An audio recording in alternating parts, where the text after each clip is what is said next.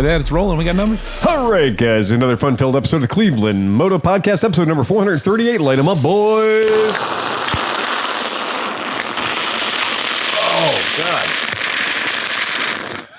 What the fucking hell, Steve? I saved it from going everywhere. That thing was That was seriously, Bro, that's not a bong, bro. I could tell. That's years and years of bong experience time. Fucking shooting non-alcoholic beers. I like it. I was just trying to save the mixing board. I didn't think this thing was going to be a hot one. It's been sitting around for a while, man. Holy crap. And tonight I'm drinking PBR Extra. That's 6.5% for the folks sitting at home. And it's not just extra in its 6.5-iness, but it's also extra tall. So it's a pounder. So brought to us tonight by the man sitting to my left. Dan Kromke. Yay, Dan. What'd you ride tonight, buddy? 76 BMW R90. Yeah, you did. I can tell because your right boot was wet. Yeah. A little oil on there. So I want to just ask Pabst Brewing Company, why the hell did you stop making the Pabst Dark and Pabst Bock?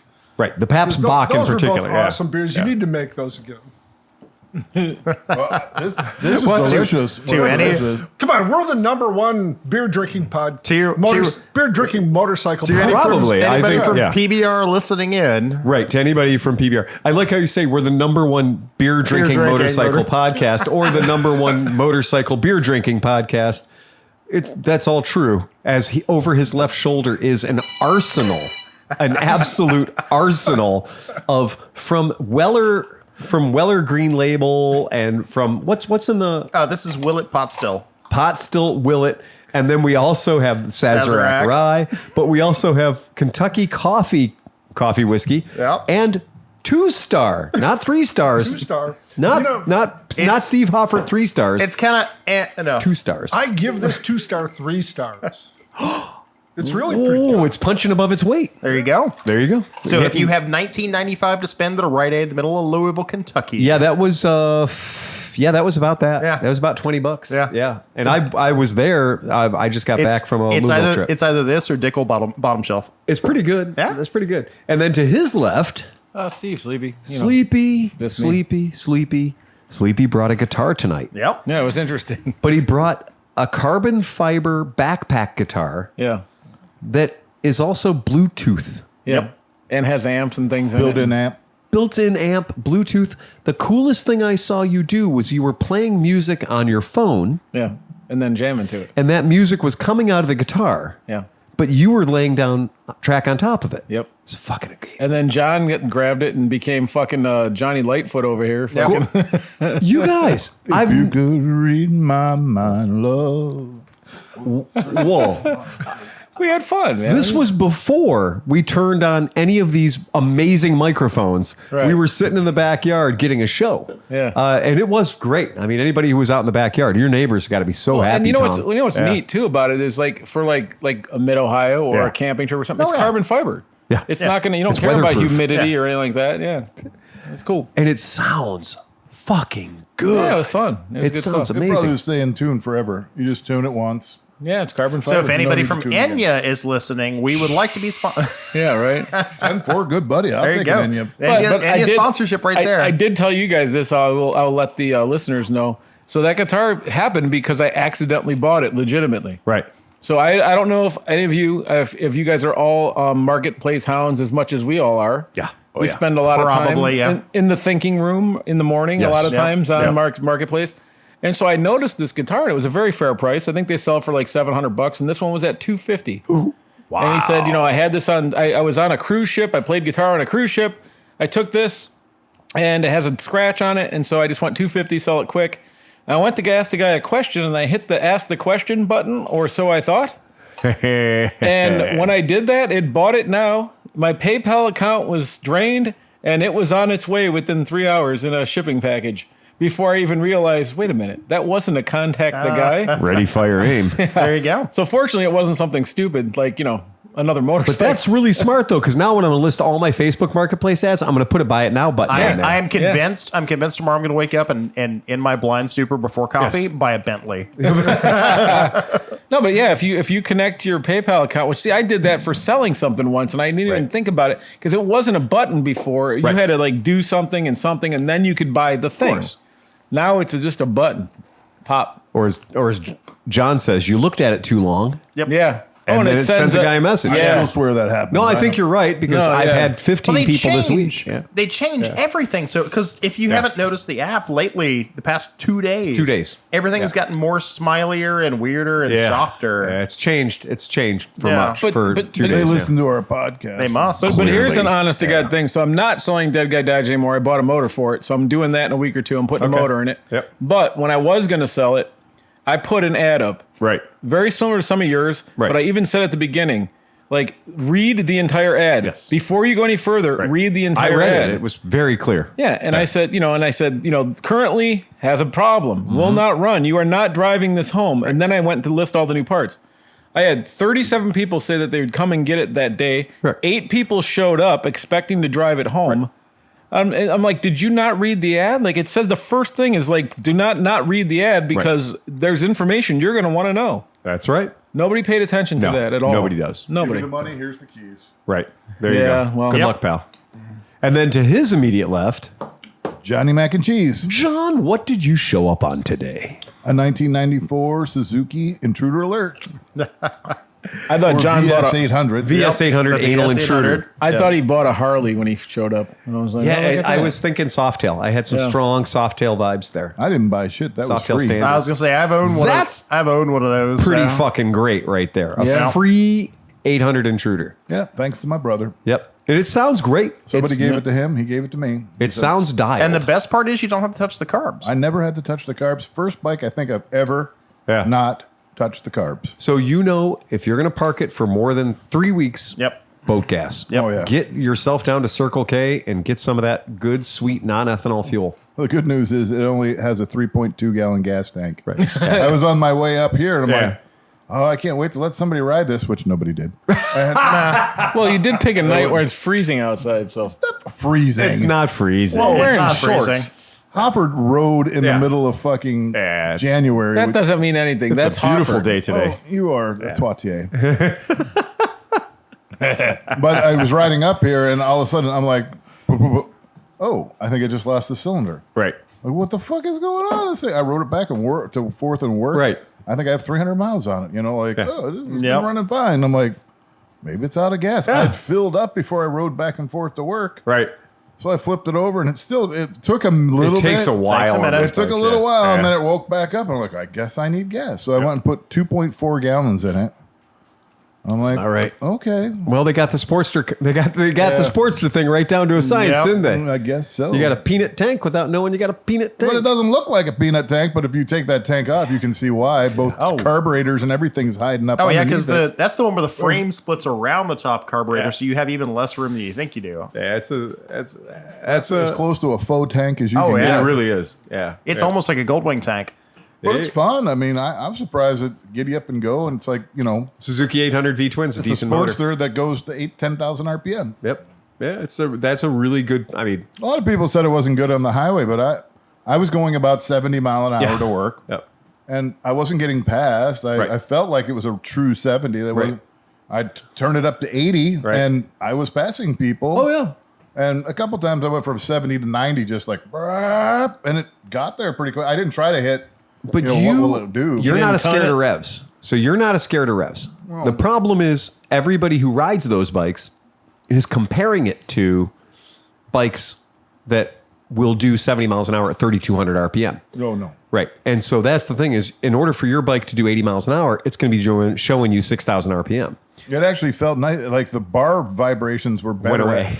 Were real nice at like 80. It got real smooth. Yeah. So and it has the stock pipes on it, which is great because you don't need to hear what that noise that thing makes. Gosh, she evens out at 90. Well, you know what a lot of people will do is they'll take the final drive because that's a shaft drive motorcycle. Yeah. They'll take the final drive out of I think it's a 1400, and they'll swap the final drives out, which are customers that have Volusias and other C50 based platform bikes will transfer out the 1400 final drive, and it just goes on.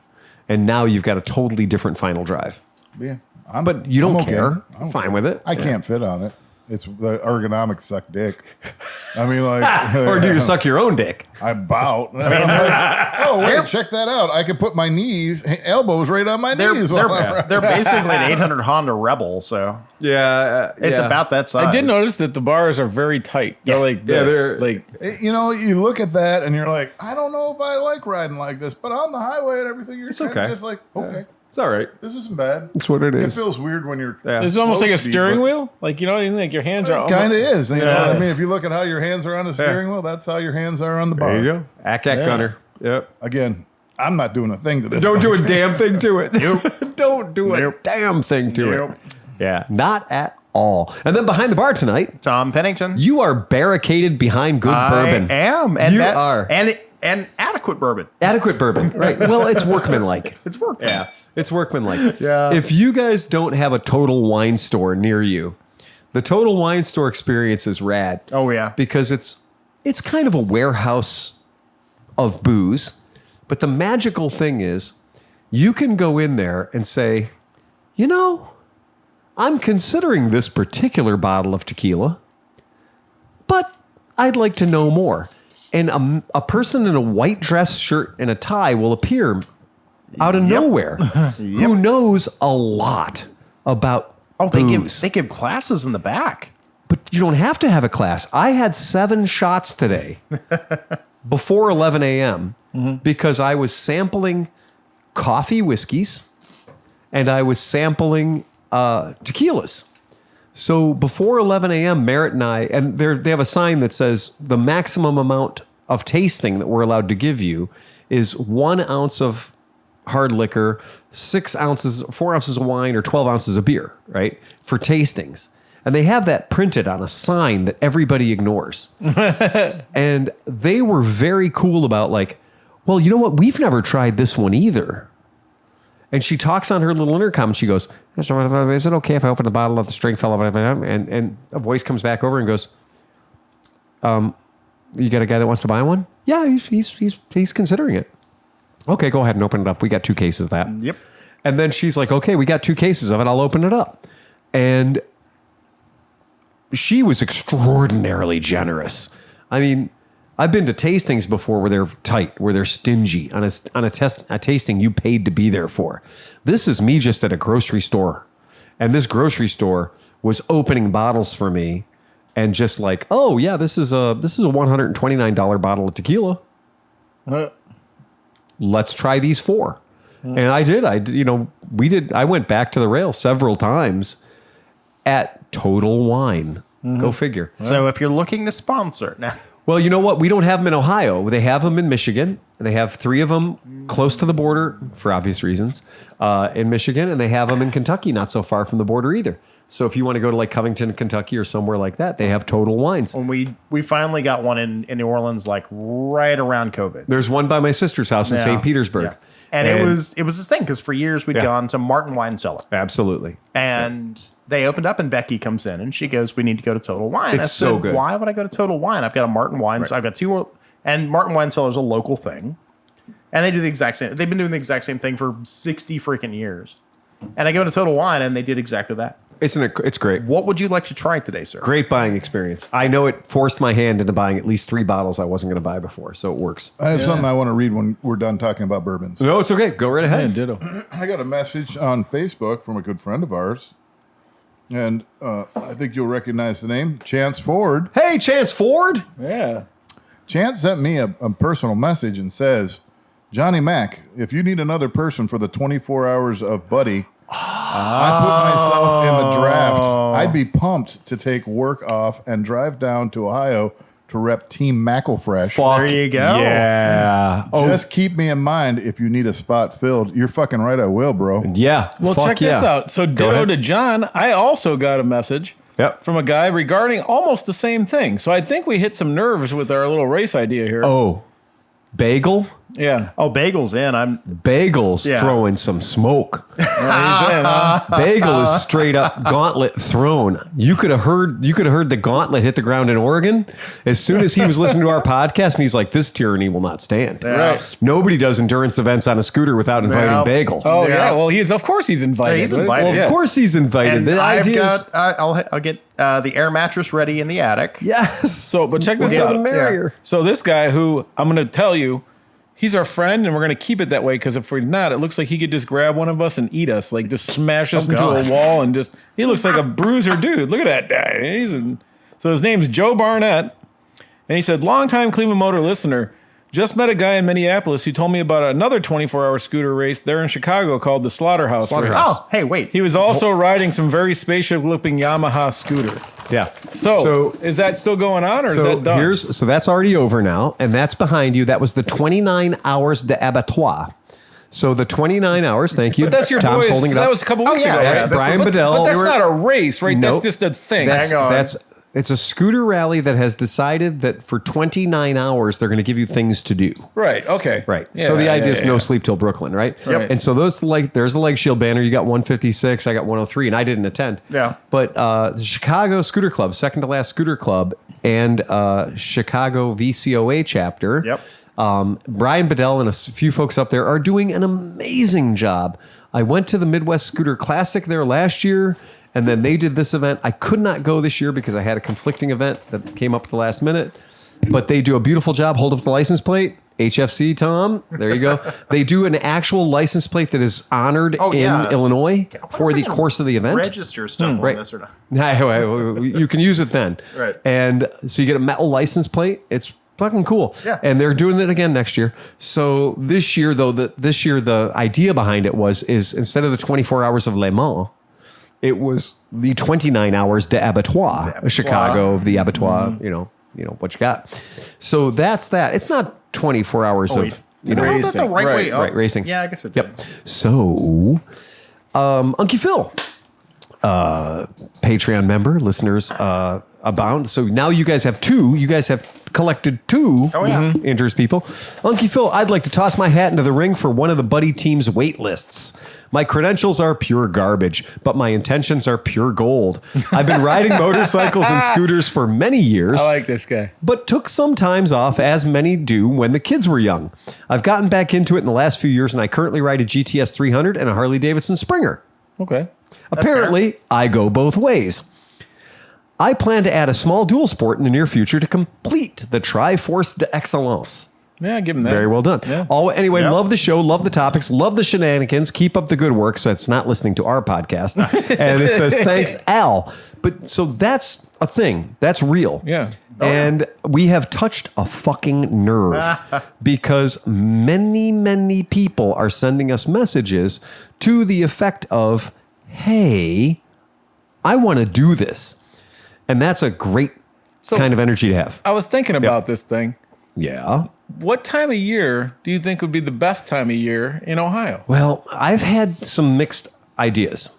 So one idea I've hatched recently would be to somehow bolt this onto the day before or the day after Mid-Ohio. Oh, so people are already down there. People are already here.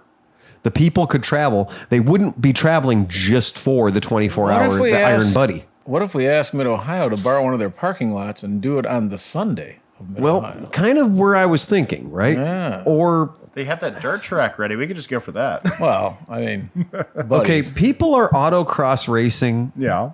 In the Elyria Mall parking lot. Oh yeah, everywhere. Right. People are autocross racing in all kinds of parking lots all over America, and what we're asking to do is no different than that. Right. Right. And probably less damaging to everything. Oh, I think so. Yeah. Right. I think so. So that might be an idea. And this is, again, purely fantasy at this point. So don't mark your calendars. But in my world, a twofer is always better than a one-fer. Oh. And if people are taking days off of work to go do a thing anyway, it's better if at the thing that they were going to take work off of anyway, because some people can do all kinds of crazy events and their boss doesn't care, Tom. Other people have like 10 vacation days per year that they have to use sparingly. And if you listen to the Misfits podcast, they're running into a problem there because they've got the Dolomites trip and Castles and Curves, and they've got 93 things that people want to do. But at some point, you do have to go make the donuts. Yeah. Right. And it's a better thing, I feel, if we can piggyback this to have a twofer. So if there is a way that we could work out a twofer, I'd be all over that. I mean, and also, I mean, to the credit of any racetrack and or place that would allow us to be there, Right. Mondays is probably going to be a really easy day to get said racetrack or something compared to other days. So you're thinking more of a road course than an oval? It could be an oval. It depends what we find. Could be an oval. Yeah, I would hope for a road course though. Well, whatever it might be, even if it's a big ass parking lot. So at the IX Center, they do autocross. Oh yeah. So the other day I went by their autocross setup at the IX Center just to see how they're doing it. Because it's a very, very large parking lot. Right. It's a really, really big parking lot. And their road course that's set up at the IX Center is more open than you would expect. Wow. Speeds are getting up in 70 mile an hour territory. Well, that's what I was saying at Dragway 42. Right. When they did autocross, those cars were hitting 110. Yeah. Because it's basically long a road straight. course. It's a long So we straight. wouldn't have to use all that. But Right. again, I have a pretty good in on that location. That's could be powerful. Yeah. Because if we did a Mid-Ohio thing and then add a Monday, to the event. Oh, dude, a Monday he'd give us for that's what I'm thinking. get the ambulance, get some like insurance and fucking. Well, I'm sure. Right. I'm sure he's insured because Yeah. like obviously we go there and run. He does that. Yeah. You know, you just pay a Right. track fee and it includes the insurance. Correct. And stuff. So I'm sure Yeah. if we had enough entries, we could pay the track. Nobody's trying to make money off this, so we could just put it all toward the thing and get the track. And And this is kind of what I'm thinking. It's a better idea to do that because as far as what we are doing, the kind of thing that we're doing, it's endurance. Yeah. It's about going. Yeah, And at you're not no gonna- point in this is like, oh, we hit a back straight speed of 82 miles an hour, an important part of this operation. no. It's better to say like, oh yeah, we did 10 turns. We did 10 turns and the top speed was 48. Right. That's more important than terminal velocity. Yeah. Right. Terminal velocity is fun, don't get me wrong. But I've been on a whole lot of racetracks where 50 miles an hour in the back straight was the most you could hope for. I was just picturing like the oval, especially if it was like a banked oval. Oh yeah. Yeah. Well, then we can talk to Maybe the. slow down a little in the corner and wind it back up. Just No, 2 hours of. You know what you can do though? At that point, we could hit up the Cleveland Velodrome and really get some fucking sideways action. Oh my! I've participated in a few participated in a few dirt track events. Yeah. Flat track events on scooters with 10-inch wheels. It is not a good idea. It turns out there's a reason speedway bikes have big wheels. Yeah. Yeah. Because dirt, she's a cruel mistress. Yeah. Yeah. When somebody falls down and creates a rut or a divot in the dirt, a 10-inch wheel just gets lost in there. So speaking of wheels and divots, so I had that 4-wheeler at my property, and my daughter has now claimed that it's hers. Not even the small one. She's riding my 300 around with her friend, right? Yeah. And so now you can imagine it's her first motorized thing that she's had free reign to ride around on. Oh, yeah. And so it rained, and it was a couple days later, and so everything looked dry, and I was like, yeah, go ahead, go ride, whatever. So she rode, no big deal, nothing. I went and cut grass the other day. I need a neck brace. Apparently, the grass was soft enough that all her trips around the yard Really? left ruts. So then when I'm going across them, it's like the whole fucking Now time. it's dried out and got solid. got real solid on Oh, you. dude, I was sitting there. I was like, I'm going to need neck braces trying Yeah. to cut the lawn now. Oh, my So that was kind God. of funny. I thought. Okay, so more awesome. So, hey guys, since the first mention of this enduro, I have been in. Yes. I had a budget and I've been looking like a mofo to find a 125 that ran, even if it runs shitty, and was priced right. We went to Cincinnati for a bachelor party and I shopped while I was in that area. I found some, but they were priced crazy. And besides that, the last thing a bunch of hungover fucks wanted to do was stop for a scooter. So when I got home, I jumped on the Craigslist, just for fun, and boom, a 2013 for $1,200 and not that far away. Hell yeah. I couldn't get there fast enough on Monday. The guy even sold me a 500-pound rack for the receiver on the back of my truck for $50. Nice. Yeah. Super cool old couple. The thing rocks and I love it. It's a great anyway, scooter. hell yes, Team Chaos is down and absolutely no problem finding 3 other guys in this bunch of psychos that I hang around with. Count us in with the Bumblebee. Fuck yeah. Team Chaos is the offshore powerboat racing team. Right. Yeah. That you were showed talking up about at our these shop. guys. Yeah. Oh, shit. They're in the 1,000 horsepower club. Yeah, right. Exactly. Well, now Yeah. they're going to be rocking 14 horsepower. So if You're lucky. Best day ever. Already he's got that head stripped down. He's put Yeah, the so that's stainless Larry. That's valves Larry in it, Archer, yeah. right? So Lawrence Archer. They're port and polishing heads and Oh, fucking. yeah. Oh, you know they're showing up to play. Yeah. Indexing the cylinder. Yeah. So Blueprint See, the I whole was motor. like the oval plan. I was going like full Craig Vetter. Yeah. Arrow, arrow streamliner. All the arrow all the time. Recombinant, comfortable seating, legs up, tucking in, getting great fuel mileage, Yes. in the wind. He's going to build a You're gurney. throwing a curveball He's to building my a gurney plan now. gator. I'm trying to put a clip-ons with some fucking rear sets on mine. I might actually put some sticky tires so I don't wipe out on mine.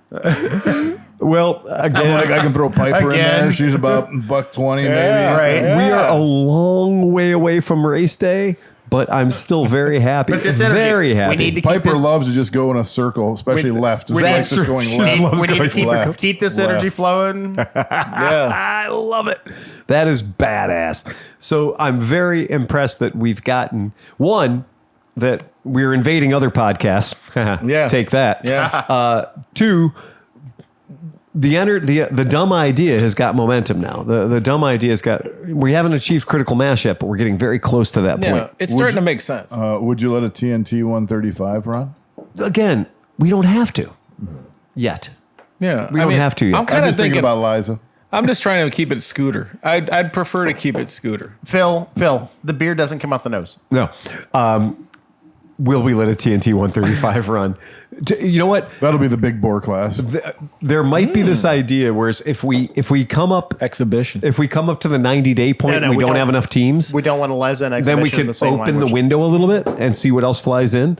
I mean, I'll put a buddy against a Grom or a monkey or anything like that. Again. Yeah. The TNT 135 is the only thing that would be a little bit like, ooh. Yeah, they'd have to. We know that'll do what, But we're- 74 all day But long. we're 70, yeah. kind of looking for a spec class here. The idea behind the spec class, though, and somebody asked as well, they were like, well, can I bring a kick?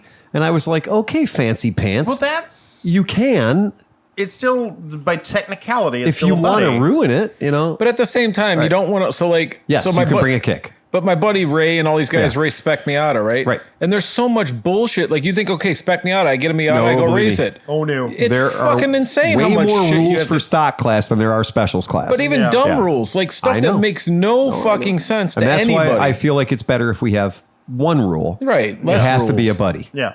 Yeah. And let you go from there. Having owned NA and NB, I get how crazy it can get real freaking fast. So no Chinese 125 because it sounds like he might have a Chinese. Who? He calls it the Bumblebee. No, No, I he's think a he got a buddy. buddy. You got a buddy? It's not Burry. PGO Burry, PGO Burry. Burry 125. It's a buttery 125. Buttery 125. But I do think that if we give people, a half a year or so to do it, Yeah.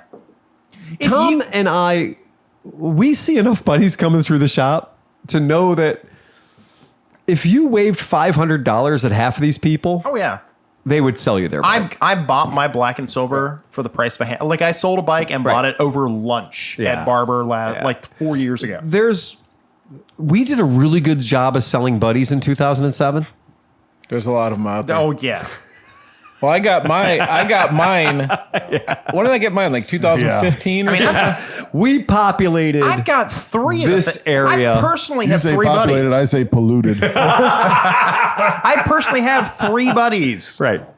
We did a good job in 2007. Yeah. In 2007 and 2008 and 2009, I sold a metric shit ton of buddies. And so did all the other buddy dealers. But you know what's crazy? They're is all out there. A lot of people might have crashed and shit, but Yeah. I bet you 90% of them fucking things are still running. I don't doubt it at all. You know what I mean? Cannot Yeah. you cannot kill a PGO 125. Yeah. You cannot do it. And I mean, mine's blown up, but you still You can still ride, can ride the thing down the road. yes. I bought a blown up 50, and Right. it will still crawl its way down the And street. if you call Kevin Combs, he probably has 4 of them right now. Right. And he'll sell you 2 of them that don't have titles, cheap. Right. Right. And you could get them probably for $300 or $400, and you might have to put a motor in it.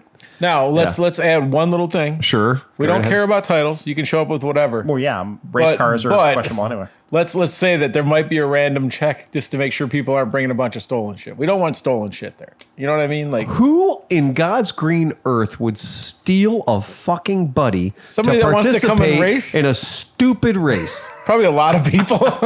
I mean, So what you're saying is the public service mean, where to get all the literally- stolen buddies off the road. I mean, Fair enough. I'm in. I mean, literally, the most stolen vehicle in the city of New Orleans is the Buddy 125. So you're saying we need to have a stolen buddy class. Ah, yeah. yeah. Prove your vehicle doesn't have a title. You know what'd be really cool though? You get, how about this? You automatically get an extra lap if your scooter comes from a rental house. Like if you have one that says "rent me" on the front with all the shit, you would immediately get an extra Bonus lap. Bonus lap. Oh, God, all the Buddy Lemon heads.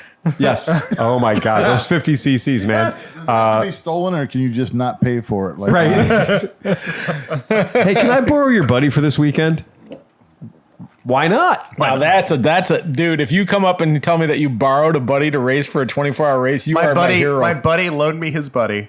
Yeah. I borrowed a buddy for my first 2 trips to Mexico from a former Cleveland scooterist who lives in San Diego now. She was super sweet, loaned me the bike, and I returned it better than I got it because she loaned it to me. And you have the means. Yeah, I just stopped into Scooter West, and while I was there, Bought 2 new tires. I bought new tires. I did a full tune-up on it, put belt rollers in it, and said, "Here you go. Thank you for letting me borrow this over the weekend."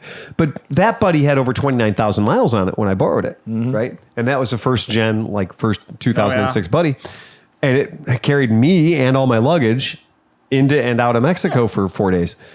But so I'd say that what I did in Mexico on that buddy might have been harder than a 24-hour enduro. So I was going to say, some of the places we went, not so good. You know who we haven't heard in from? Is Oscar. Is I know. Oscar gonna fucking race I think somebody? Oscar would probably throw down hard on this one. That's what I'm saying. So anyway, if we can make it work so that it's in conjunction with another event, I don't want people to have to travel across America to come to a stupid 24-hour race with just us dickheads. well, you could also we could also turn it into a weekend where Friday's Porco, Saturday is something somewhere. And Oh, that would happen anyway. Right, that's what I'm saying. We So- know that's going to turn into the Cleveland Drinking Invitational. right, but so it Probably it's have guns worth it. At involved that and point, shit. it sounds kind of worth it to me. I don't know. Right. I mean, Okay, sure. Yeah, Hang on. Phil. Yeah. Okay, say the words you've just said again. The Cleveland Drinking Invitational. Okay, so anyway, the Cleveland Drinking Invitational now is this new thing that is going to encompass the Buddy Rally and Porco. The Iron and Buddy. Yeah, no, we have now developed. You've just created a Ooh. new Cleveland event. And you know what could help us not monetize it for our thing, but monetize it to pay for it? Would to be have a title sponsor of said race. Like, just for instance, maybe a friend like Porco could say, "This is the Porco ClevelandMoto." Yep. 24-hour fucking thing. Yeah. And that just helps. Nobody's making money on it. It I just want helps the fees. Lubrizol to sponsor. I'm thinking Summit Racing. I'm going to be honest with you. yeah, they got the deep pockets. You know what's funny? I made it to the third round of what do you call when you get a job? Interviews at Lubrizol. And then I went to the third round, and they were like, "So what do you think about this?" You know, like, and they started saying how you have to wear a tie, Right. and a shirt. Right. And I just No, I'm said, out. "Yeah, this is not for me." I'm sorry. Yeah, I think you have suddenly created a new Cleveland event somehow. Hold on, guys. Well, I'm it's- careful. I go to events. I don't throw events. I'm more of a goer than a thrower. Well, I'm yeah. happy to help out with this. yeah. I'll make this happen. But I mean, you're kind of if we could build it into the proper race week, you know, adding this to something that's already there, we should do that. I got it. Okay. Moto America is coming back to Mid Ohio. They're bringing Moto America weekend. So basically, Really? AMA Superbike weekend in 2024. Interesting. We could piggyback off that. Well, that's a brand new event for Let's next first year. figure out if somebody will let us diddle their Well, no, track. I mean, no. I'm saying, but even if it's not there, even if it's up here, Yeah, that's an hour and a half away from the track. Oh yeah, believe me. Yeah. So one of my absolute thoughts was we all leave Mid-Ohio on Sunday. And we all desperately need a day off. Right. Right? But if we did our event Monday, right? Then people could extend their trip by essentially one day. right. And yeah. If it could be at Mid-Ohio, you're allowed to camp until I Monday. know. You're allowed to camp until Monday. Your camping pass hangs on for an And extra day. then we can start the racing at 6 p.m. Sunday night and go till 6 p.m. Monday, and then you're literally done Monday at and 6. I am thinking of all the ways we could call this a 24-hour safety and training session. Right. Because, Nothing's going over 70 miles an hour. well, of course, Probably not more than 60 in most I'm going to places. tell you this is a training session and none of the vehicles will be going over 70. Right. Right. Yeah. And if we call it a training session, the powers that might be a little more okay with that. So, but again, training's training, man. Or just a buddy endurance exhibition. Could be. Proving that, Could be. a 20-year-old scooter could... Whatever. The idea is, let's just test some things. It could be a gasoline, a motor vehicle dynamic test, a 24-hour test of tires and batteries and oil and underwear. people and humans. It depends. Right. It depends. It depends. But I do think the idea of tying it into another event is a great idea. So being able to work multiple angles is much better. Yeah. And that's the thing is you want people to come and have a good time. And there's been a groundswell of people that want to participate in this dumb shit. Okay. Well, it's just dumb enough to work. It's just dumb enough that we have to do it. Dumb enough to Just work. dumb enough to work. All right. So did you guys do your homework? See. Okay. So one of the things that I did want to talk about on the podcast, and who wants to talk about Aprilia versus who wants to talk about BMW?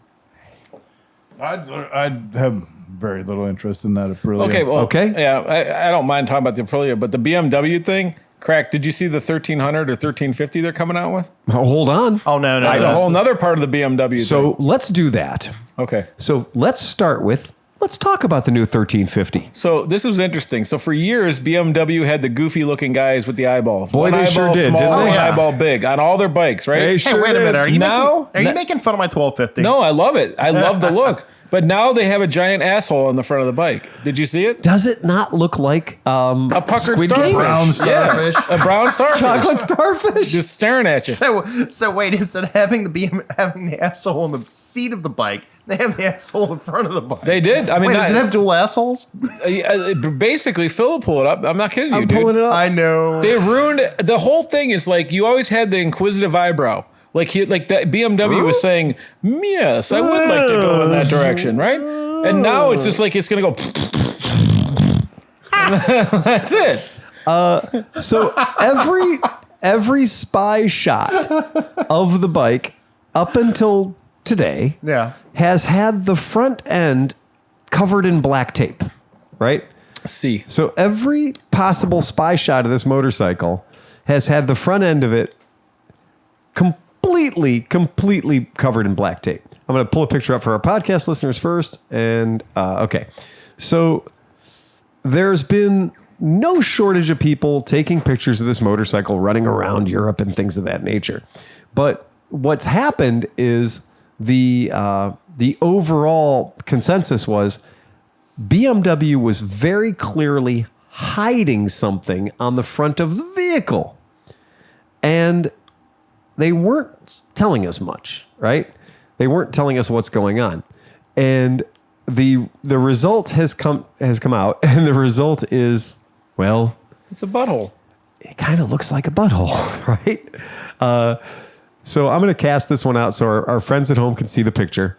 And the picture is, we'll go ahead and throw that one up first. So this is a spy photo taken of some British gentlemen or German fellas riding the motorcycle around in by the looks of it in Germany, right?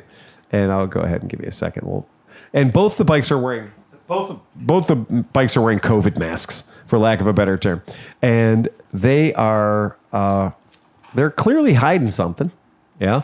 And what Steve's pointing out that I think is just fucking beautiful is that what they're hiding is probably the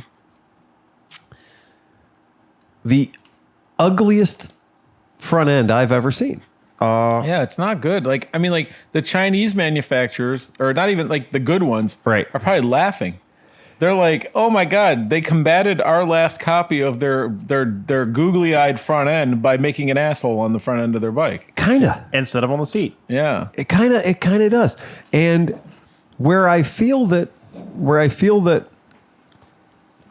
BMW has created a thing where it's like, oh, guess what? They now have an identity with that squinty, like you said. Yeah. Like Well, the the inquisitive eyebrow. Yeah, Right, no, right. that is like I said, my 1250's got the inquisitive, or 1150's got Right. the inquisitive eyebrow. And it does. And when you see the pictures of the current one, it has that inquisitive eyebrow, right? like, it who, has me? that look. Right. Oh, hey. But when you look at the spy photos, Yeah, it's covered up. right. they 3D printed a piece of plastic to specifically hide the front end of the motorcycle. So what they did was they looked at a V-Strom and went, we could do that, but we have to make something that is totally us. So yeah, but if you go, yeah, so I'm gonna find a picture of the new one. yeah, because it hit 'Cause everywhere. is it the 1350, 1350. right? Yeah. Because you need that much power off road. Right. Well, I mean, to go to Starbucks, you do. But you know what? It is a great bike, though. I mean, I've ridden like Dan's and your buddy Dan's. No. I love them. The Yeah. problem is the only people that can afford $25,000. That's not even. Now Are they $35,000 It's like now? 32 or So something. the only like that. the only people that can afford a $30,000 motorcycle are the same people that are buying $150,000 mall crawlers Yep. Yeah. that are never going to go anywhere on these things but 10 feet down the street. God damn it, Sleepy! I totally do not find the picture of that thing. Oh, it was everywhere today. It was everywhere today, Yeah. but for some reason I'm not finding it. Hang on a second, Dan, are you awake? Dan, can I have this last one? Yours. They're tasty. Yeah, I mean, this is. Actually, Johnny, I can't pick you up on the John, mic. you got to talk in the microphone for me to hear you. He might have turned me down when I got up. There you go. I did, but it's fine. Probably. 'Cause I had That's that likely down to my happen. throat. So No, that's the real problem. Is the only people that ever ride a BMW GS the way a BMW GS Oh, it's a is supposed to 1300, be not 1350. are people that actually it's are like 1300. That's what I Yeah, thought. yeah, yeah. I didn't The- think it was 1350. the second or third owners are the only ones that ever really ride them the way they're supposed to be ridden. And there's a lot to be said, but we also know that is the choice of a lot of our friends that love adventure riding. Oh yeah. Prefer that GS, and I've ridden them, and they're wonderful. I mean, they I love really mine. are. They really do ride great, and I have no problem with the bike weighing, or I'm sorry, with the bike being the number 1300. Yeah. If it's still a bike that is easy to ride. Yeah. And that's one thing I'll tell you about the 1200 and the 1250 is they're both easy to fucking ride. Yeah. And they're both easier to ride All right, hold on. than certain, V-Strom 1000s or Versys 1000s. I think that bike is an easier to ride machine. I look at the tires on that bike, Yeah. and I say, "There's only one place where you're going to be riding that bike."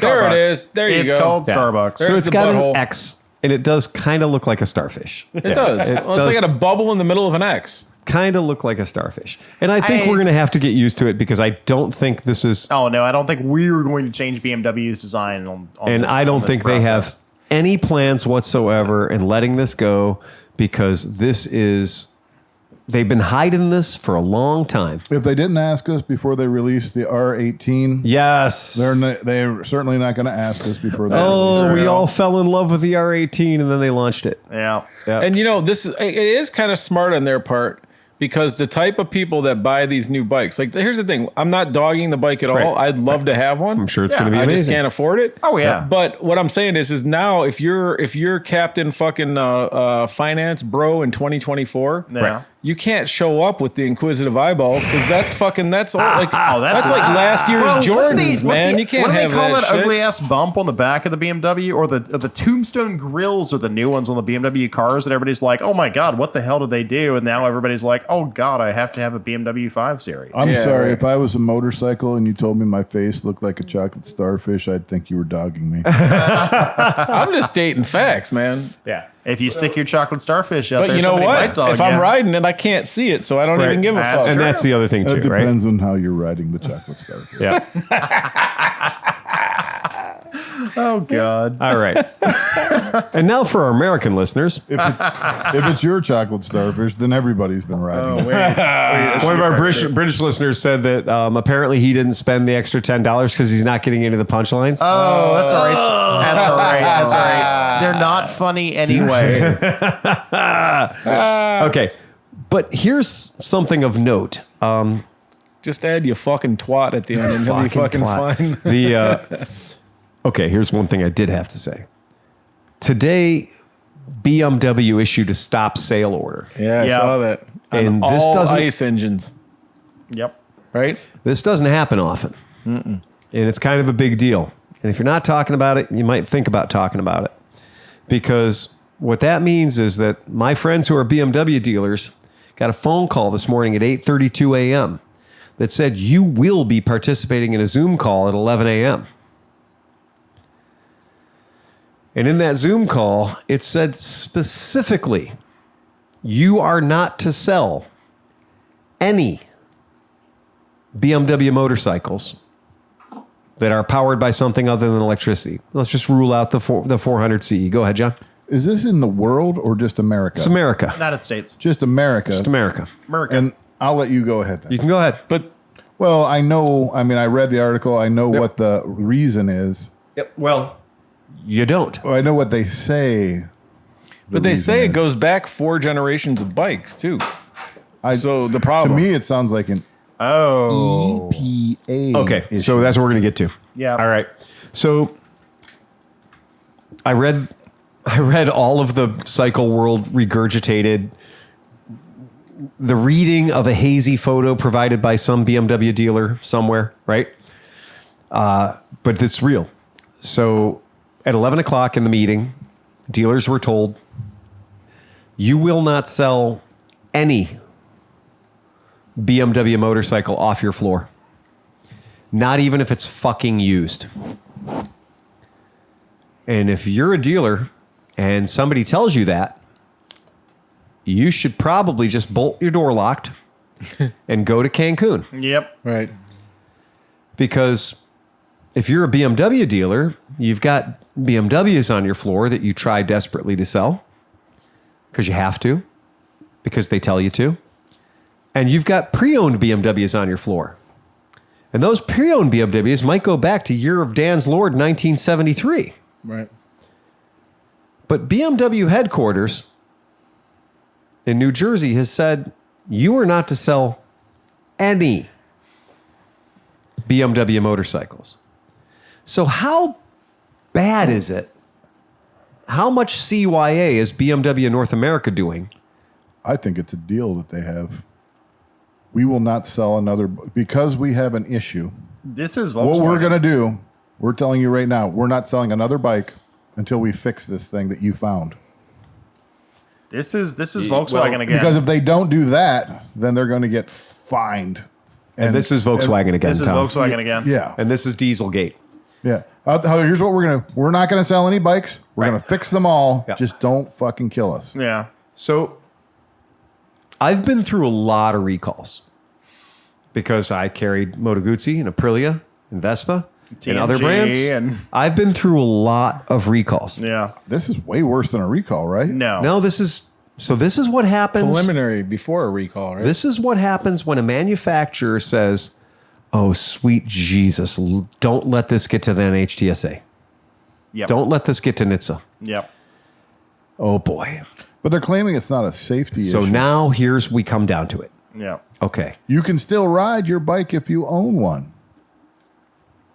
Yet, if you go into the dealership and you want to buy that 2019 F800, they're not allowed to sell it to you. What the fuck? That's a dealer's lifeblood. That's what they get paid to do. In 2014, there was a BMW recall that covered some of the struts on the, I think it was the R1200 RS, maybe. Oh yeah. It was a recall. Yeah. It affected 2,000 bikes. Right. And they said, if you're on a trip, park the bike, we will fly you home. Yeah. Because this was a stop, don't ride it. Yeah. Honda had a problem with the swing arm supports, the swing arms on Goldwings that said, if you drove your bike to work this morning, don't ride it home. We'll send a truck for it. I'm naive about how recalls work. If there is a brand new car on the lot, the dealer already has the car. Can he sell it knowing that there's a recall, or do they have to perform the recall before they release it? So, or is it you bought the car? Oh, by the way, you're going to have to bring it back in for the recall. No, they can't do that. Well, because I did this today. This was my day today. I did a buddy kick, and when you guys, because this when I first showed up, the buddy kick was in the fuel pump recall. Yep.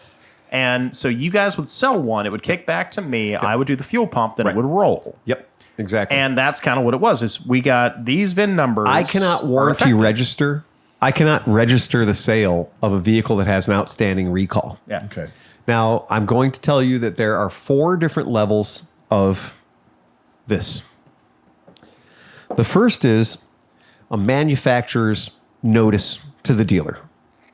This is not for public consumption. The only reason we're reading about this is because some dealer somewhere was righteously butthurt. Oh, yeah. And went public with it.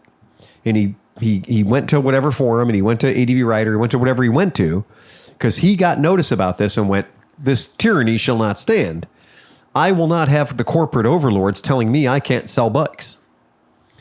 The world needs to know about this. This highly confidential, this Zoom meeting is for dealers only. You're not allowed to let people know about this. Whatever, right? So this comes through social media channels pretty quickly and makes its way to Cycle Magazine online and ADV Writer or whatever, right? Doesn't matter. The dealer gets this notice, and this is, we're not sure what's going on yet, but before somebody dies, we need to show that as soon as we knew there was a problem, we stopped selling bikes. Well, which bikes? All bikes. What? All bikes. Anything with an internal combustion engine. Because we're not sure what our exposure is on this yet. We don't know. So the manufacturer voluntarily says, we're not ready to inoculate the situation, but we're ready to quarantine it. Okay? That's step 1. Step 2 might be a letter that we get at the dealership quite often, is a technical service bulletin. It's not a recall. Don't ever say the word recall until somebody at NHTSA or DOT says you have to. Yep. Because that is the fucking thermonuclear weapon in the whole thing.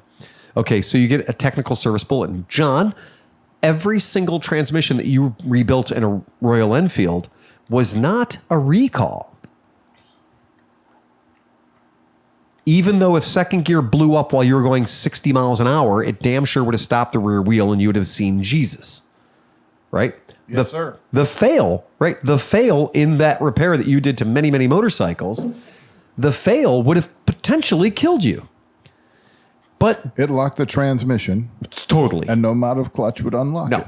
And you couldn't make it go forwards or backwards because it was grenaded and locked. And it was stopped. And that back wheel was 0 miles per hour from whatever speed you were going when it locked. However, the small number of Royal Enfield motorcycles that were sold did not even come close to approaching the attention of NHTSA or any other governing body. Because how many people got to die on a Royal Enfield before it works its way up to NHTSA? Right? Before people are just bad at riding, right? It happened. And luckily, it was so egregious and happened so fast. It happened pretty quick. That the first batch of bikes that we had to be fixed. Right. And so it could be a technical service bulletin because the bikes never even really got to make it to the public. And it wasn't marketed as a TSB. It was marketed. It was never called a TSB. It was called a performance upgrade.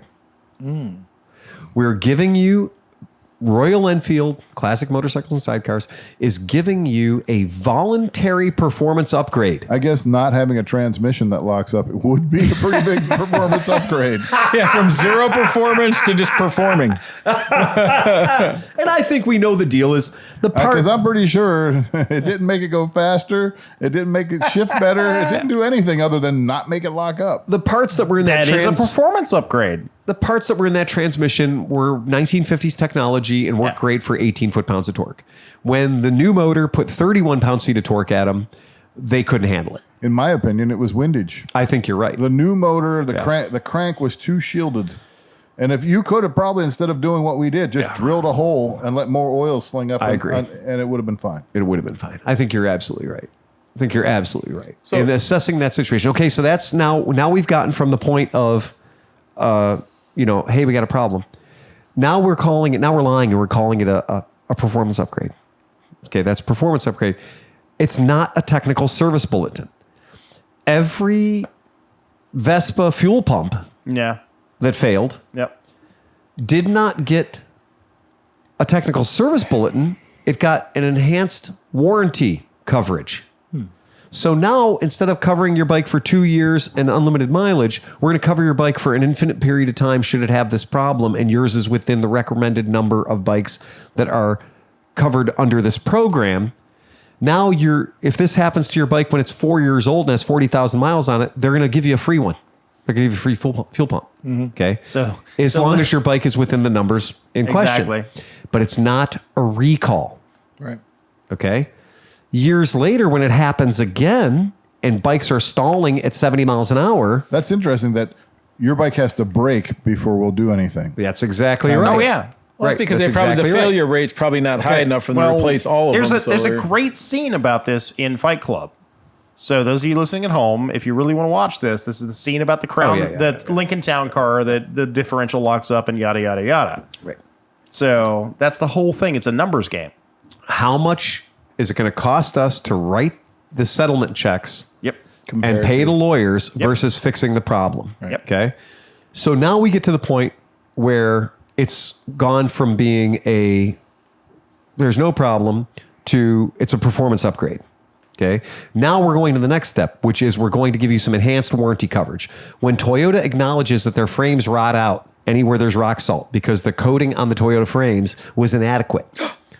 So now what they're going to do is they're going to extend the warranty on your Toyota, not to 3 years or 4 years or 5 years, but now if you live in the salty part of America, your frame warranty now goes out to 10 or 15 years. My stupid Hyundai, the accent that I've had. You got a corrosion update. I just got an update. You take it in and they'll fluid film it for you. Yeah, that's what they're going to do. That's the one where the not the rocker arms, the front control arms will rot out from the and bottom the of the engine car. support, which John experienced. Yep. So I just got a recall of the Tiger 660 for a fueling problem, possible stalling. Yep. And so these are usually relate to fuel pump. Well, I just got a recall on the Suzuki Intruder for. They don't know. They're saying I shouldn't still be riding it. They just said, buy a new bike, man. I just got a recall for my Ducati Monster going because back the to plastic's full. One of the things that you were talking about before, I just have to ask. Yeah. So, of course, you personally would never do this, and neither would ClevelandMoto. Right. But one of the BMW dealers, right? Yeah. They got 6 bikes laying around. Yeah. How does BMW know they have this used bike?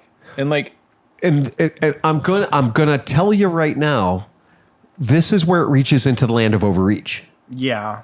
This is where it reaches into the land of, okay, now we're not just protecting your pocket.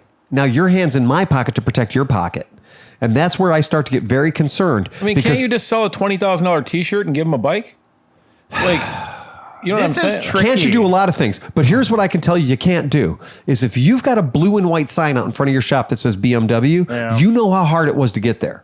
But what if you're not that guy? You're Joe's Motorcycles, and they have 3 you're not a fucking BMW motorcycles. dealer. That doesn't matter. You're not a BMW under this dealer. Oh, so it umbrella. sounds like Just the dealer. Okay. some CEO of BMW said, all right, tell the dealers not to sell one more bike until we get this figured out. Hey, Sleepy. Yeah. Sleepy. I was told once upon a time that in order to get the big giant blue and white sign in front of your business, it was $1 million. You know what? I can give you the phone number of a guy to call right now, and he would tell you that would be his nicest day of the year if it was only $1 million. Right. I'm And sure. it takes a ridiculous A amount very, of money. very pride piece of a lot of fucking work, and the people that do it really work hard to do it. Yeah. And Pam here, our local BMW dealer, I feel bad for them. I talked to her on the phone today. We had this big discussion about this particular issue. I mean, this is fresh news. You want fresh motorcycle industry news? It doesn't get any fresher. Now, as a motorcycle this. mechanic, you tell me this is coming?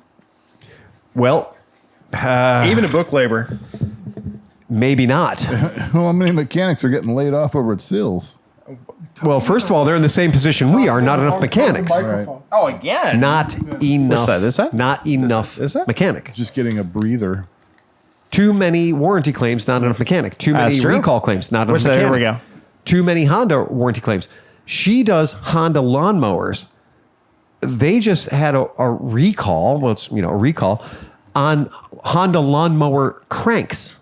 Ooh. You're not in the power sport. You're not in the lawn care business. But Honda's had a major problem where it's like, oh, I am in the lawn care. yeah, right. But she sells very expensive GX series motors. Yeah, I mean, legendary performance, legendary reliability for Honda motors like that. And so now her mechanic, instead of working on BMW motorcycles, is replacing cranks in lawnmowers. Lawnmower. Okay, and he's busier than he can handle. Damn. So now we talk about the third kind of recall. The third kind of recall is an actual technical service bulletin. And an actual technical service bulletin leaves a trail. And this is what gets you into the recall club. So the TSB is, we know there's a problem. We're going to tell the dealer about the problem. And we're going to contact the owner of the vehicle and tell them about the problem. It's not a recall because nobody's at risk of dying or getting hurt.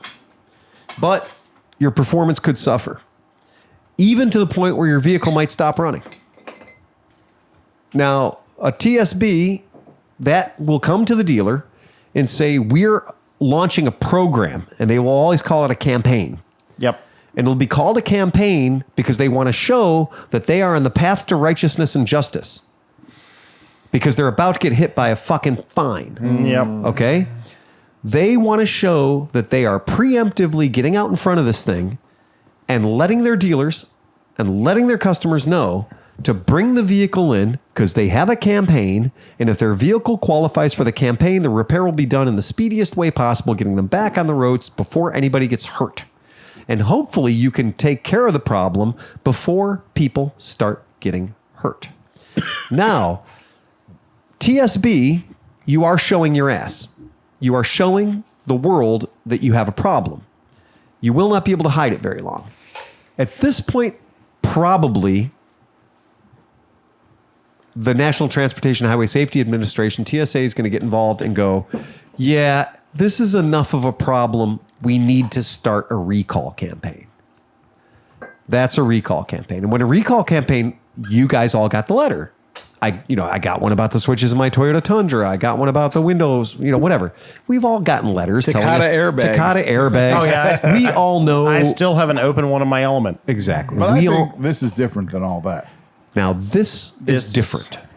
And why this is different is there was no performance modification suggestion. There was no technical service bulletin.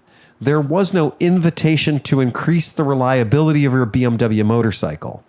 There was a stop selling these bikes.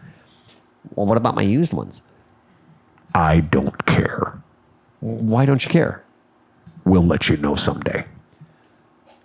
Right now, the word is stop selling motorcycles. Everybody in management at BMW is being told to respond immediately to New Jersey.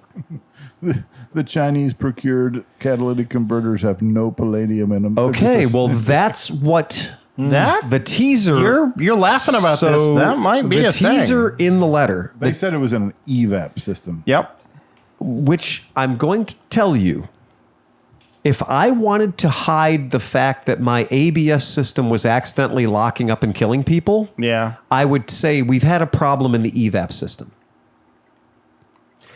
Our seat stitching is failing. You need to get your bike in right away. But here's the thing. Yep. Because you mentioned the ABS. And I have not looked into the electric scooter because the electric scooter is the only one that they're allowed to continue selling. I'm convinced this problem is in... You think it's ABS? No, I'm convinced this problem is in the emissions control system. And they're worried about EPA giving them a fine. Because otherwise they wouldn't let you still ride them. If That's it was true. They have sold. They have said it's not a safety issue. If it was the ABS is locking up, they would not. They would say you should not ride your bike. Because trust me, I know somebody They're who saying knows. You're fine to ride your bike. and pollute the earth. They have in the past told people to stop riding their bikes immediately, which proves they can. Right. And they will. So I don't think it's a brake problem. We know that your emissions control system goes from the button that you press to start the motorcycle until the last molecule of exhaust leaves the tailpipe. And everything in between, including pistons, valves, everything is an emissions control device if you want to talk about it that way. I got it wrong. Go ahead. I got it wrong. It's not Volkswagen because Volkswagen hid this. Volkswagen This is literally deceived the buyers. This is CF Moto, where they have sold something that they bought and it's counterfeit, and they didn't realize it was counterfeit. That's what BMW is claiming. Because this is the same thing going on with jet engines with I can't remember, was it GE or something like This that right is now. all about the way they have worded this letter. Yeah. The way they've worded the letter was a manufacturer of a part that was in an EVAP part that we install was not up to standards, suggesting that maybe that, Viton rubber is expensive and our supplier in China decided Viton rubber was expensive, so they used PVC instead. There's no charcoal in the charcoal canister. Or instead of charcoal, the charcoal canister, there's myofibria cardilopsis, whatever it is. This is the clear hose on every Vespa system ever sold. Exactly right. So it could be something as pathetic as that, but to change that clear hose on every Vespa fuel pump prior to a certain generation, you have to take the whole fucking thing apart. Well, that would also be a problem, though, because you had the bike homologated Yes. in its prototype Yes, you form did. and everything like that. And that could all be a lie. And then now it's a lie because the bikes you've actually been selling aren't made to the specification, To that specification. of what you had homologated. Now, question, John. Does that lie that you'll be paying a fine on affect the 9,000 bikes you sold this year? Or does it affect the 21,000 bikes you sold last year and the year before that? Well, we've been getting those parts from that supplier for 10 years, so we're really fucked. So how long is this hold going to affect dealers? How long are dealers not going to be allowed to sell bikes until they determine? Well, they're going to have to determine the problem and the solution, and what the dealers are going to have to, what the poor dealers are going to have to do. No, and they're going to have to. And the other thing is, it's a part, so they have to get the correct part, the right thing, manufactured by somebody. So until they get the solution figured out and get the parts to fix the solution produced and sent to a dealership. Want to hear about one of the craziest recalls I ever had to deal with? One of the dumbest, craziest recalls I ever had to deal with. Oh, I think I know where this is going. No, it's not that one? Stop, do not sell. Any Benelli TNT 135. Recent history. Stop, do not sell. Got an email. You've been here before. Twice at least that I know of. Stop, do not sell. The cap, the black plastic cap on the master cylinder is not printed in enough languages.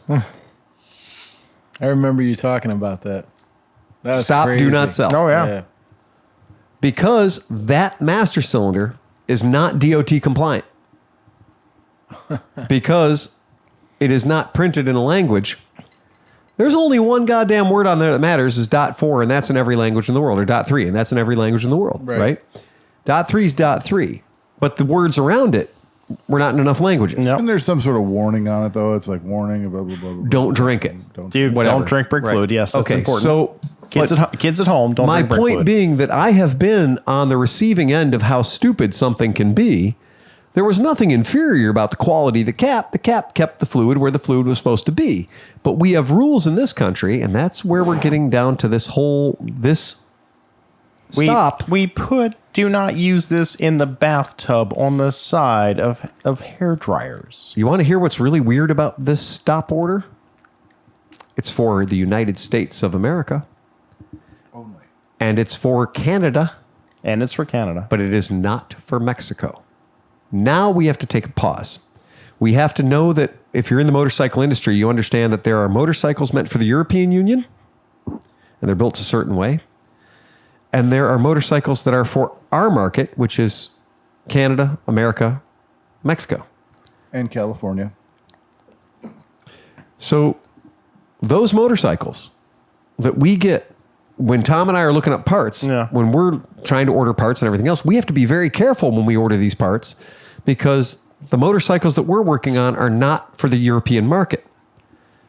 But they're also not for the Asian market because that's another set of parts. Yep.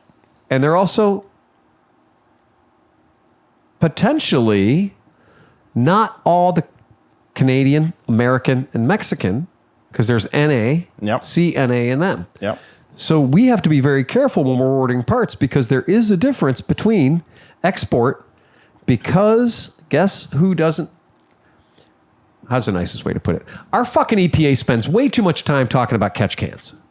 We're the special kids of the world. We really are. And if you look at what the Euro 4 and Euro 5 laws are, they have to do with actually what's coming out the tailpipe of the vehicle. Yeah.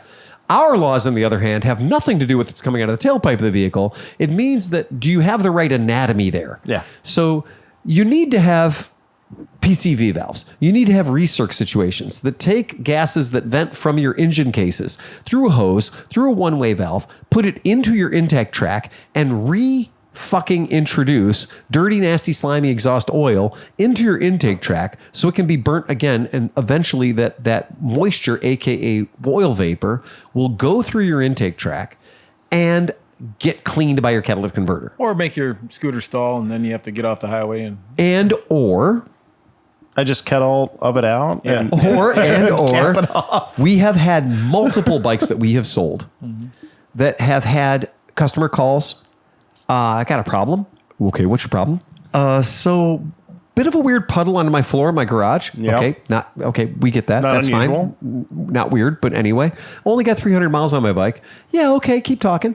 But when I hit the start button, okay, yeah, you have a start button, great. When I hit the start button, it shot gasoline out my tailpipe 11 feet. Ooh. Whoa. Well, that wasn't in the owner's manual. No, and my dog is pissed. Okay? Real call. I took it. Oh, yeah. What? Yeah, I shot gasoline out the tailpipe of my bike onto my dog. I don't think your warranty's going to cover that. Well, you need to get your ass out here right now and pick this fucking bike up because my garage smells like gas and I got to go to the vet. Well, yeah, to all of those things. Yes, I'll be there. How do I unfuck this pig? Right? So I show up, load the bike into the back of my truck, and yes, the garage was covered in gas. And she jumped on the bike, hit the start button, and in a no start situation, what do? You hit the start button again. And in a no start situation, what do? You hit the start button again. It's cranking. Clearly, I just need to give it more throttle. And she sprayed the back wall of her garage with a lot of gasoline. And she had the doors open and everything by the time I got there, and there was still wet gas in the garage when I got there. I picked the bike up, put the bike in the back of my truck, hauled ass back to the shop. This is a brand new bike with 200-300 miles on it. Got it into my shop, drained the gas oil, because it had 4 quarts in it. Yep. Everything the engine cases would hold was full of gasoline with a hint of oil. Drained everything out completely. Carbureted bike. Yep. This does not happen to fuel injector, by the way. Didn't put any new gas in it, left the gas in the tank that was in it. Yep. Cleaned everything out, pulled the float bowl off the carburetor, checked the float needle, because I was absolutely certain that the float needle had failed, and somehow the vacuum-operated fuel tap had failed. Oh, they always fail. Right. Yeah, that's... So these are two things I looked at as being the obvious cause of the problem. Cleaned everything out, put everything back together again. Put a fresh quart of oil in the bottom of the motor. Tom, I'll get to it. Yep. Started the bike up, and the bike ran fucking perfectly. I mean, Swiss watch. Drove it around the neighborhood, drove it back to my house, drove it back to the shop. Yes, the bottom end was stinky because there was gas in it, sure. But outside of that, once I got it up to operating temperature and put 40, 50 miles on it, it was priceless. It was perfect. I have no reason why I should believe that this bike is anything but great. And I'm starting to wonder, what the fuck did the customer do to ruin this situation, this greatness that I'm experiencing right now in my shop? Right. And I called her and I said, what? Did you do something weird? Did you do something weird? Did you disconnect any hoses? Did you add more hoses? Did you bypass anything? Like, she's a 62-year-old woman, but I don't know. I'm not putting it past her. Right. She has a dog, so I don't know. So she says, nope, Phil, I did nothing to it. I drove the bike. I drove the bike home. I rode it around my neighborhood. I put gas in it. And I said, great. And I said, was there anything weird about it? Did you add anything to the gas tank? No. You put gas in it. I put gas in it. Great. You put gas in it. When was the last time you put gas in it before it sprayed gas all over the back of your garage? Oh, the day before. Okay. Yep. Did you fill it up? Oh, I filled the sweet Jesus out of it, Phil. Yep. There it is. Overfilled. Okay. All right. But hold on. That's not a cardinal sin. We don't shoot gas on dogs because you overfilled your gas tank. Not in this country. We got rules. If you shot gas on a dog every time you put a little too much gas in your motorcycle, the ASPCA would be all over your ass. Literally. So I couldn't make this bike fuck up. This bike was a beautiful bike and it did everything great. And I was like, why the fuck am I having this problem? And I couldn't figure out, the real smoking gun of it all. And then my phone rang. And I got another customer on the side of the road with gas coming out his tailpipe. Really? On the freeway. I said, did you just leave the gas station? He said, how did you know? How did you know? And I said, cuz I'm dealing with another bike right now, and it happens to be the same exact bike you're riding. Different color. But it also put gasoline where gasoline's not supposed to be. He goes, Phil, I'm telling you, this thing was running great. I just went to the gas station, filled it up. It was running absolutely fine. Got 5 miles away from the gas station, hauling ass on the freeway, made a noise like you'd never believe, and now it won't start. And then there's this really mad dog like right behind me. Yeah, and I said, well, shit. I said, will it crank? He goes, oh, it will not crank. Overflow valve put into the crankcase? Nope.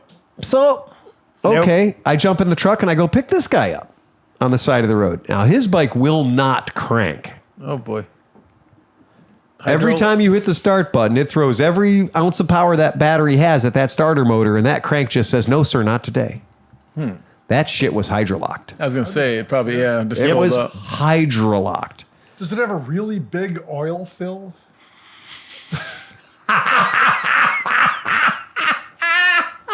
710, right? That's 710 liters of gas, right? 7 liters of gas. No, no, it does not. But Tom, go ahead. So, for those of you playing the home game, one of my biggest pet peeves. Now I'm gonna go the long way around. I really wish you wouldn't. Biggest pet peeves is when people try to round up to the closest dollar amount at the gas pump. Yes. Click, pump, click, pump, click, pump. Don't try to squeeze an extra 11 cents for the gas into this pig. Do it because what you're doing is you're filling up the charcoal canister. Yes. Now, that is 100%. on a Vespa, they have an EVAP canister, not a charcoal canister. And all it does is collect all that stupid gasoline you're pumping into the gas tank that doesn't go in. Your car has one too, guys. Your car has one too. Your car has one. So if you're playing the home game with a car, don't round up to the nearest dollar. Right. Click, clickety, click, done. click. You were you're click, done. you were done. But the car catch can will It's hold huge. It's half a huge. gallon. Now, early 90s, the reason why I know this is early 90s Cadillacs were horrible about this. Now, let's get back to the scooters. So anyway, or the on motorcycles. On the Vespa. Or McElfresh's Intruder, which is, by the way, famous for it. Exactly. Let's talk about the Intruder. No, it's So true anyway. because your stupid gas tank on that thing It's so small. is... and it's so it's very easy to tiny. No, So, everybody I just wants... filled it right up to the top. That should be fine. There you go. So you Are you fill saying I'm up. going to have a problem getting home tonight? You fill up the canister. Can You I fill up the call gas you tank. and get picked up? Oh, you The catch a long can, time. the canister carries about 8 ounces. Right. So then you fill that up. So then it goes into a tiny white ball with a check valve in it, which always fails. Because it's supposed to Because eventually it suck that fuel back does. through the motor. Correct, because it's supposed to go into the intake manifold, No. which it does. No, it's never supposed to have any fuel in it. That's a really good answer right there. ever. It's supposed to only be vapor. So people top off their tanks and they fill up the catch can, and the catch can overflows into the check valve, and the check valve does exactly what it's supposed to do, which is stop. Right. But then the problem is it gets too much weight on the back end of it because it has too much gas on top of it because somebody just said, well, I need to put 10 more cents in here. Yep. If only these And these scooters are- came with the sticker that said, This is not "Do a scooter, by the top way. off." No. This is a motorcycle. No, this either is way, I'm every. saying. This is a This Moto is- Guzzi motorcycle. This is literally Yeah. every bike, Yeah. every scooter motorcycle sold in the United States of America has this exact system on it. Do not overfill. Do not overfill. Right. So then the check valve, it literally dumps into, guess what? Yeah. The intake manifold bypassing in a carbureted bike especially, it bypasses the float needle and does. float bowl. So Right. you are dumping raw gas right into your motor. Yep. And if that check valve stays open, there is nothing stopping it. There's nothing stopping it. And this is because the faulty logic of the EPA. The faulty logic of the EPA is we say that anatomy is more important than performance. It has it. That's the only thing that's important. So I'm looking there, and it has to have a PCV valve. It has to have a check valve. It has to have a catch can. Yep. It has to have all of this plumbing that goes to where it's supposed to go. And the point is that in a perfectly functioning motorcycle, that if the owner overzealously fills the tank and keeps going, the result is a seized motor or a dog covered in gasoline. Yep. Yeah. Right? And that's how dumb our EPA requirements are. But guess who doesn't say that? Mexico. Yeah. Mexico doesn't say catch can. Mexico doesn't say EVAP can. So it is an interesting thing that in this particular stop, this stop sale is Canada and USA, not Mexico. Yep. So we have to stop and go, okay, well, this is probably going to be something related to the EVAP canisters. Probably going to be something relatively benign. It's the check valve. But what I will tell you, personal experience, this will cause a motorcycle to seize an engine at 100 miles an hour. Yep. And so, as unlikely as that seems, when somebody says, there's nothing dangerous about this, I don't know if you've ever been riding a motorcycle when the engine stopped suddenly at 75 miles an hour. It can be traumatic. It can be off-putting. So, Literally. yeah. Oh yeah. Well, the reality is in this situation, because this is what I'm thinking about BMW. Yeah. In the Vespa is a good example because it's the smallest engine you can get with this setup.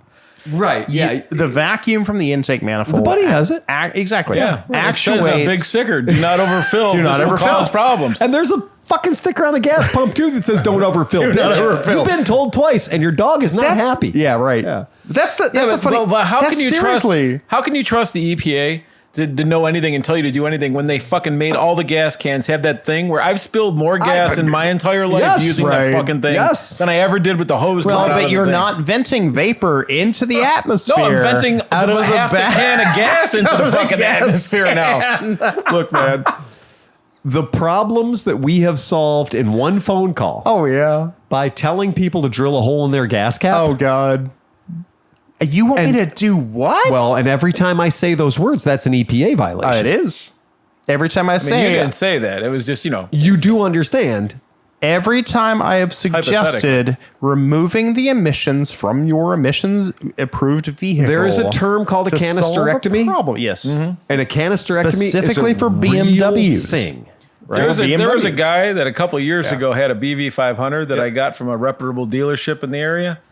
And I was getting really frustrated because I loved it so much. It was the only thing I could ride at the That time. bitch would stall at red lights after the freeway, wouldn't it? Every single time, man. Yep. And I was losing my fucking head. And then so some shady fucking guy told me, go underneath the seat, take out the pan. You're going to see this big square thing and a bunch of hoses. Oh yeah, there is Get your so axe much. and just cut those out and then put a screw into the one thing. There is so much wire plumbing under a dude. BB. It's ridiculous. I did And that. now you have room for a full face helmet. Oh, You exactly. do, and then I did that, and then guess what? It never stalled It ever never again, stalled. and it Yep. ran about 5% better in That's my opinion. one of the biggest things I've said for years is that if we adopted Euro standards, you would open up the market to literally everything sold in Europe. There should be one standard Yeah. At Worldwide. this point, for yeah, the planet. Yeah. Because we're all breathing each other's air anyway.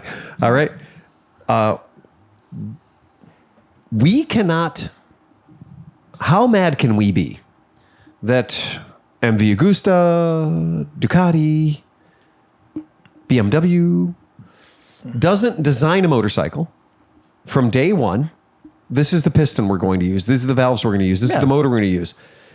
But Klaus, I must remind you that these motorcycles are going to go to America, and they will have catch cans put on them. Oh, fuck, stop production. Yep. We must redesign it for America. Well, no, that is not what happens. I mean, they design it. They put the bullshit anatomy on it. Yep. They put the shit, and then every American dealer has to deal with this shit. Right. And the ones meant for export get 9 less horsepower, 7 less horsepower. Why? Well, because we need it. We got to put a catch can on there. We got to put an EVAP system on there. We've got to do some things on there that we have to do. And it's just coincidental, I guess, that every time I talk to anybody about improving the performance of their bike to make it European standards, the first thing that comes to mind that everyone says is, well, the first thing we got to do is get rid of that EVAP system. That's step one in any process I've ever done, has been to eliminate the bullshit rule written in 1973 before everything got cool. Right, was the EVAP system. So yeah, that's a problem.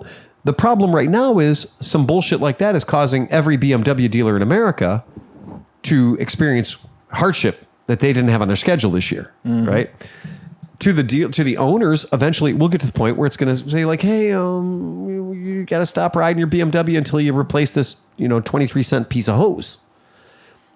Now, will the bikes fail? There hasn't been, and I talked to some people, some mechanics and stuff I know, there hasn't been a crazy rash of BMWs failing in the field.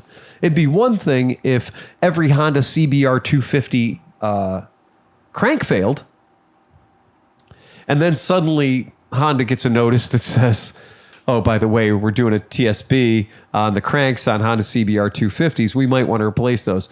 And then that turns into, oh, there's a fucking recall on CBR 250 cranks, and it's for half of the bikes. And then it turns into, oh, by the way, that's not for half the bikes. That's for every fucking bike. Because they tend to get bigger.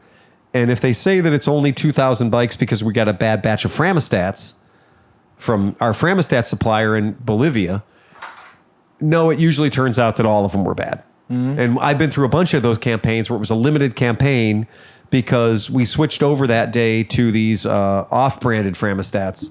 And consequently, that's why we're having the problem. But usually it turns out it's all of them. Yeah. Well, and that's the weird part is like, so when the COVID was happening, there were all those deficiencies of chips and weird stuff and everything. I could see how that could have been this. Right. But then you read 4 generations. And I'm like, well, that goes way beyond COVID or anything like that, And who's to say what a generation is? We know that there is not a single shared component between the F-Series bike, the SR Series bikes, the GS Series bikes. Right. There's really not when you take apart the parts book and you try to look in there and see, well, what is the shared component that they all have? The roundel. Right, it's the badge. But remember that these motorcycles come from everywhere, right? There's Chinese parts, there's Thai parts, there's Taiwan parts, there's Japanese parts, there's German parts, there's Mexican parts, Polish parts, Slovenian parts in these motorcycles. So the bikes do come from everywhere. Saying that you're stopping everything is because you don't know. Right. That's the you don't know. We're at the you don't know phase. We're at the CYA. We can tell our lawyers we told you to stop. So the bleeding, let's keep the bleeding to a minimum. Don't wake him up. He's cute when he's sleeping. Yeah. Yeah. So anybody see the news about Ducati's I'm new just single-cylinder sleeping. motorcycle? What? I'm listening intently. Wait. Ducati's got a single? Like back in the day? Is it like a little 70cc? They're like ready to, somebody saw like the camouflage bikes being ridden around the island of Sicily. Oh. No, I'm just saying, like Ducati used to have a single cylinder, like a little, back up to what, 450? Yeah. I think it was a 660, 650. Really? Oh, they're rebadging Benelli's? That's kind of interesting. The I did not see the news story. Can you tell me more? I saw it on MCN. And that's really a. Was this pretty much is this sums the up hyper motard they're talking about, the 650? I think so. Yeah, I do know, but yep. So that's it. Moto Italia. They're saying that Ducati is once again producing 650cc single. Because if Triumph is going to get back into motocross, Can Ducati that dude might look as well any do more it too. Ducati? Look at that 70 fucking guy. horsepower. Oh yeah, it's a hyper motard. No, but look at that dude. I know. He's Oh, yeah, like the dude. world's Yep. most Italian guy in the history of the world. Well, he's right. So they're born with a backpack? Right. Yes. And this does And look. it's the hard shell backpack. I mean, it's a single. Yeah, I get it, but it has all the same. It has all the 4 valves, liquid cooled. All that good stuff. Desmodronic. It sure does look a lot like the Hyper Motard. It looks like that's almost dead vertical. They just lop a cylinder off like a Buell Blast. I don't Ooh, look know. at that thing, though. It's kind of sexy. Pretty. Oh no, cool. it is a V. It's not single, it's a V. Well, that's that one. Oh. I think they were going through multiple I bikes. think they're showing some different bikes there. Yeah, I think they're showing some different look bikes. at that. Okay. That was the V. That was the Hyper Motard. Okay. Okay. Anyway, That's but what it looks like a hyper You're right. motard. You're absolutely right. That is true. They have launched, or they have at least identified 70 Hurspers. Right, 70 Hurspers. I don't even know that guy's name, and that has become an iconic saying. Is Donut Media? The Hurspers. Yeah, Donut Media. Okay. Well, that's just like Jeremy Clarkson makes me say Torx. Yeah. Right. So Or beat stuff with a hammer. right, that's also true. So that is And cool. Tories must die. That's pretty cool that they're doing a. I gotta say, Small displacement hyper motard. I'm in.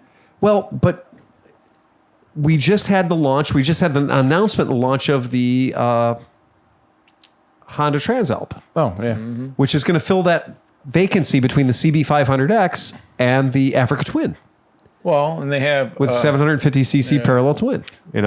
So they built another NC 700X, but it's now the Transalp. Yes. Yeah, but it doesn't stop revving at 4,000 RPM. No. That's exactly the difference, and it is throwing look, down. it's CF Moto Day. But it's throwing down the exact where it needs to be. The money's $9,999. Yeah, but so you can get the Yamaha T7 for that. Yeah, you can't though. Why? I looked at it. So the T7 is more money and less power. Is it really? Yep, and heavier. So the Honda comes in 459 pounds wet, full of gas tank. Yeah. Full gas tank, oil and battery. So it's coming in a little lighter than the T7, and it's also coming in a little lighter on your wallet than the T7. And that's why they did the $99.99 price tag, because the T7's coming in at about $10,499. Oh, okay. And we also know that KTM is way the fuck away from that. Yeah. So they're not worried about that side of the house, right? No. So I think what they need to worry about in the KTM land and all that is CF Moto coming out with the same fucking bike for $5,000 cheaper. I think that's going to be the... You don't really buy a KTM because of anything other than the fact that it has a KTM badge on it. Well, no, dude. The 1290 Adventure is a rowdy motherfucker. It's, If you've ever ridden one, look, that's a scary bike to I have ride. wanted a KTM Duke forever. Doesn't I'm matter the sorry. size, displacement, or anything else. It is what it is. I've had 3 of them. So, Exactly. I mean, I've had ridden a enough of couple. It literally is. I would like to have a KTM Duke. Doesn't matter what it is. 390, I had on the up, 690, no, yeah. Duke No, 2. We all experienced the 390, Right. and 2 or 3 of Right. us watched it clamp up on. Exactly. But the reality is you're just like, well, you know what? I'd like to have one of the KTM, one of these. It's like saying, I want a Husqvarna. What? You couldn't commit to KTM? You wanted something a little bit better? Yeah, you went to Norden or whatever, like Right. 701 or 901 And or whatever the fuck it is. When you're That's a looking at good-looking CF bike. Moto, a KTM guy is not going to go, you know what I really want? To slum it. No, and I don't know, dude, because like if you look at Adventure Rider and stuff like that, a lot of those guys, they're interested in the numbers. They don't give a fuck if it's a KTM or a See, CF Moto. that's not KTM's market. Right. I think it is. You buy a KTM because you're a masochist. no, There's a lot of guys that want that power. They want the, they think they need 169 horsepower to go off road, which is interesting, but whatever. yeah. But I mean, like on the road though, that's an impressive fucking bike. When you're on an adventure bike that can smoke a JSX-R 1000, that's a pretty interesting day. Yep. You know what I mean? Yep. And I rode the 790 Adventure, and it felt amazing. It felt perfect. I mean, it just felt perfect. Everything about that bike felt like everything was exactly where it needed to be, and it nailed it.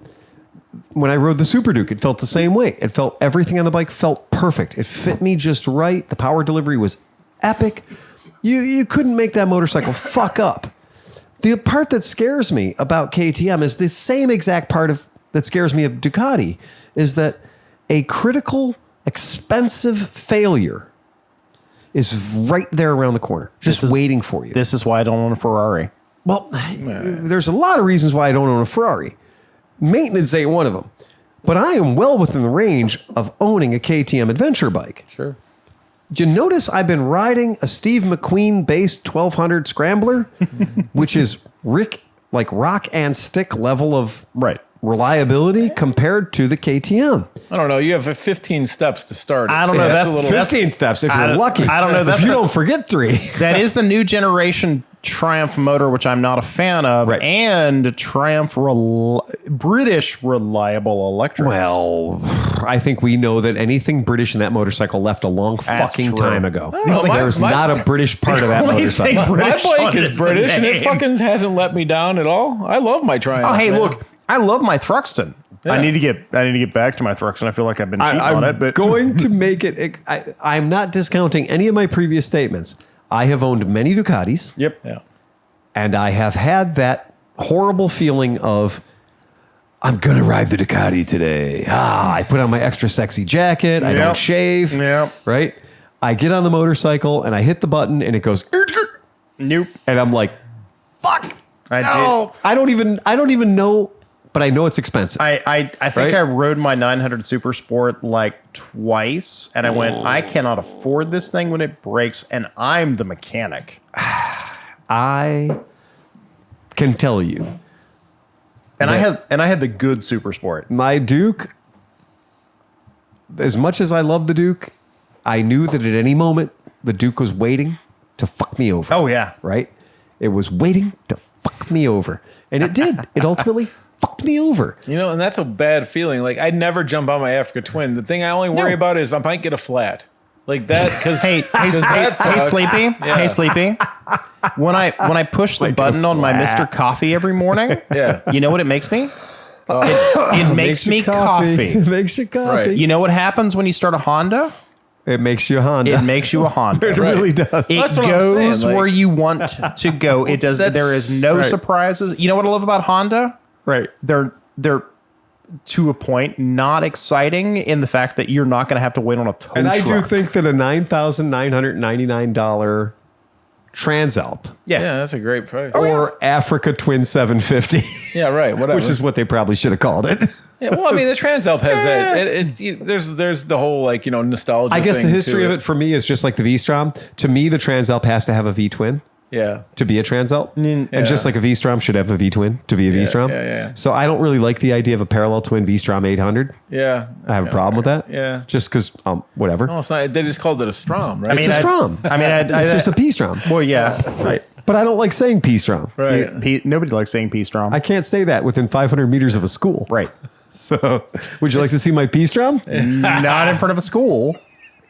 My goal is to make Dan laugh out loud. Only, hey, Phil, only if you're just showing a Beetlejuice. Oh, geez. So I really do feel like I can't.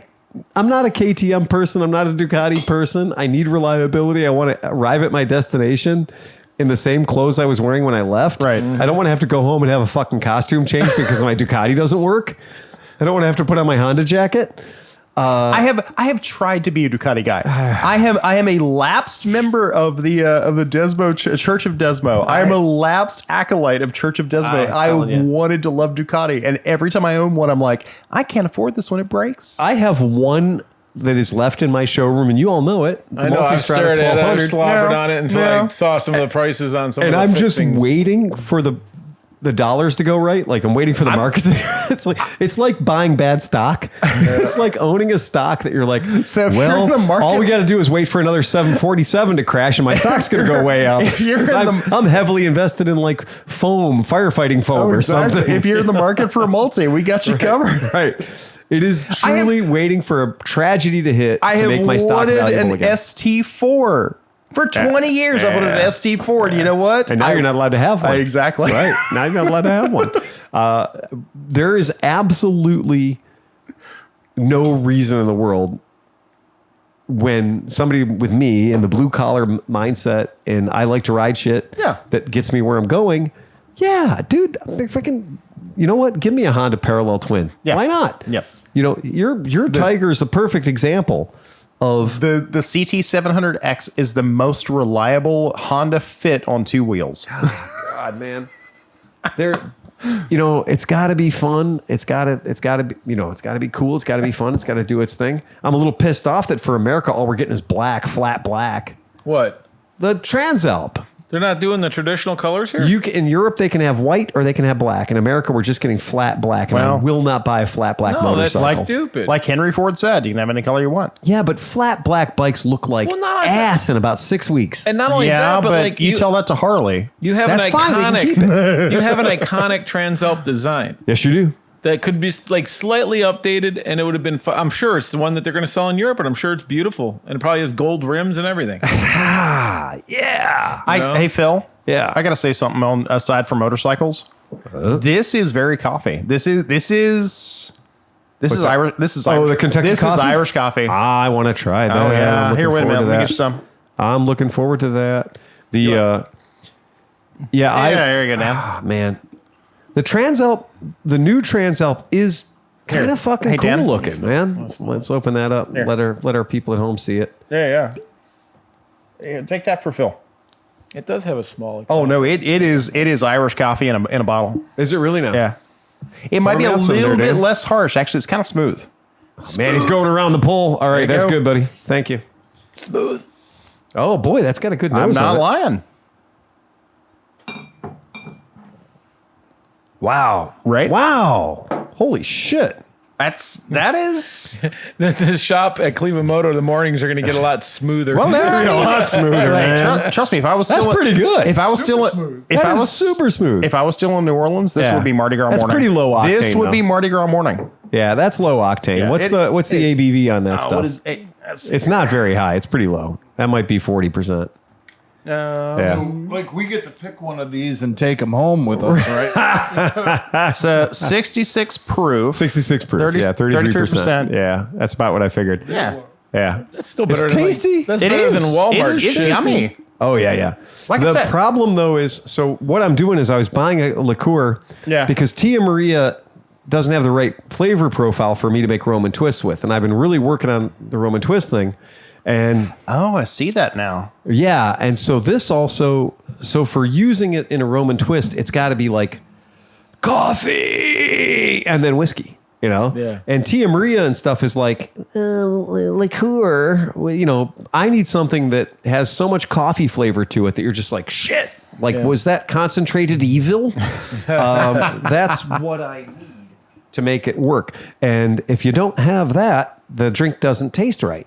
So that's where I wanted to try a few different coffee liqueurs or coffee whiskeys. I'm in on this. Hey, This is I good. like this. Yeah, This yeah. is good. This is pleasant. Did we take our break before we got to mention that on that one list of awesome podcasts? Oh, we happen to be a number No, that we have not talked about this. slightly higher than our friends' number. We have not talked about this at I all. still don't think that list was. Accurate? I don't know. I mean, there were some. We talked about it. I don't remember if we did or not. What was the because I don't know the website. I don't even either. I you know what? It's like the JD Power Awards. While I was asleep. No. Oh, okay, that's what I figured. I don't think. We have the JD Power Award of John, we were initial talking about the quality- new. We were briefly talking about the new Honda quality for Transalp, podcasts. and Oh yeah, I did see that. What is the CCs on that? Is that going to be 700? 750. 750. Oh, 750. Okay. Yeah. He's just gonna need 750. So it's going to be a 750, and Baby Africa twin. that's exactly right. Parallel twin, and not. That's fair. And the weight is good. The ground clearance is fine. I pull it up a picture of there we go. so we can appreciate it a little bit. I actually like the way it looks. Yeah. I'm not super happy. Sleepy likes it. That looks just like my Versus. It does look a lot like your Versus. Of note, it does have tubes. That's not great. I know a lot of people, my friends that ride Adventure all the time are like, I will not go in the forest with anything but tubes. They believe in tubes. They're real adventure people. Real adventure people believe in tubes. Well, they that's haven't because changed the back tire yet because But the front that's- tire is a fucking snap. You can do 21 that. inches. Anybody can do a 21 Well, inch but tire. You get a fucking hard sidewall fucking rear adventure tire, Yeah. and you can get a fucking 3 foot long, Especially like spoon. a Mitas or something. Yeah, It is going to be hard And as you nails. try to spoon that fucker on, dude. I almost killed my neighbor because the fucking spoon shot so high in the air and through the fucking thing. I think it launched 350 Dude, yards. I have popped 3. Not lying. I have popped 3 of your rear tubes.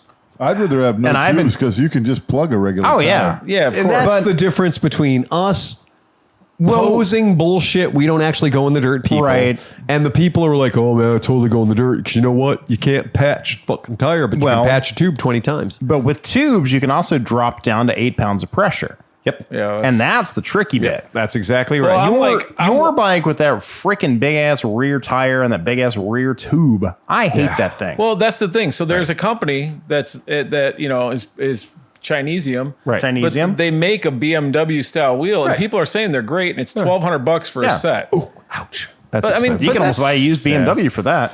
yeah. Yeah, but I mean now you have A used tubeless BMW tires and an Africa Twin. I get it. and Or they- maybe not air your bike down to 4 PSI. Right. oh that too. Yeah. I don't. But I will say, it's not a bad looking bike. No. Now, a lot of people are complaining that because they didn't do a perimeter frame on this, that it's going to be fragile.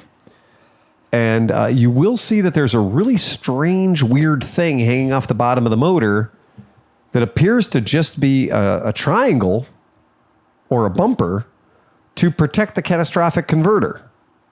Did Say you what? see that? What's on the bottom of the motor? There's this weird triangle. Is looks that like the an down exhaust tubes pipe. from the exhaust? So there's down tubes from the exhaust. Yeah. Okay. I'm going to show you on the doll where the man touched me. Oh God. All right. Right here. Huh? Right there. What is that? oh yeah. Well, What is that upside down triangle? Depend- what is it doing? What is it depending hiding? on which What is it Honda doing? bottom end they used, that is a typical Honda motor for their singles and twins. All I know is that I can't see it up close. without any I don't type of a contrast. bash plate or somewhere to attach it, nobody's Yes. taking that off Oh, road. yeah, Those no. exhaust pipes are now part of they're your motor. dead. And this is the chief complaint that exists on ADV Rider is, yeah, man, but it can't dance in the dirt, baby, because it ain't got no bash plate. You can't put no bash plate on it. And because it has a motor as a Yeah, part of the that's- frame, I mean, why you can't, doesn't no perimeter. why don't we just make a muffler that is the bash plate? Like Yeah. it's such a solid muffler Well, that you you're can bounce it up a rock. You're putting a break the lot of studs, stress yeah. on the studs. Yeah. Well, I mean, You know, okay, put a flexi pipe in it. on the one hand, I really want to give a lot of shit to ADV Rider, but on the other hand, they're not wrong. No, and that's the other Where thing. there's a will, there's a way. Right. But also, if you have a bike that's geared toward this shit, you know, like, how is Honda not putting fucking crash bars on it and bash plates already at this point? Well, is the Transalp their dispatch bike, or is Well, the I mean, if they're Transalp going their against- off-road bike? if I mean, is they're this going- a KLR? No, or I is don't think this so. Just something else. It's in the same market as the Yamaha T7 and stuff. You're talking about a 700cc supposedly adventure bike. Yep. The Yamaha So T7 it literally is just like a dispatch bike. Gotcha. a dirt bike that fucking has, a place to put bags on it. I'm Yeah. supposed to be able to ride this thing straight up over the Alps. Right. Straight up over. Hence Well, you- the term Trans Alps. You can, as long as it's over like the Stelvio Pass. Right. Yeah, that's that. There you go. Yeah. I If do only like. they made a bike just for the Stelvio Pass. I know, right? If only they had a Stelvio style bike. Shut up. You say it again. Moto Guzzi's going to build one. Oh, wait. They just did. did. They just did. Moto Guzzi just announced a brand new Stelvio. Another Oh, really? Stelvio. Yeah, I they like the just old ones. announced The a old ones brand new comfortable as Stelvio. shit. You know, I turned one down at $2,100 and I still kind of kicked myself. Oh, dude, I would have bought that in a heartbeat. Well, it had 40,000 miles, but the reality is it's a Guzzi with 40,000 miles, so you still got 100,000 left to go. Yeah, no, Yes. those are so comfortable. I those know. bikes. I still kick myself. And it's on the V1000 or You the don't have V100 to. platform. I'd Right. be happy to kick you for you. Yeah, but you did that without the Guzzi. Yeah. The new Stelvio is a V100 on stilts. Yeah. It is exactly what we thought it was going to be. It's exactly what we knew it was going to be. It ain't the old Stelvio. It's a lighter, kinder, gentler, newer. So basically, it's the V85 TT Stelvio. plus. So when does this Trans Alp hit the market? As soon as you can convince a dealer in America to have one. The old gray Stelvio. I was ain't thinking, what she used to I'm be. thinking it's time to buy a As couple soon- sets of plastic and paint them up like the real fucking Trans Alp, and As then soon- sell them to somebody. As soon Oh as she- no! I'm sorry. You said when is the Transalp hit? Yeah. They're pretty soon. Yeah. I suppose. Yeah, I was still thinking They- about Guzzi. no, I the was thinking Guzzi, about the Guzzi, yeah. we're still waiting for the 4 Moto Guzzi dealers in the United States of America to pick them up. Yeah, that's gonna be different.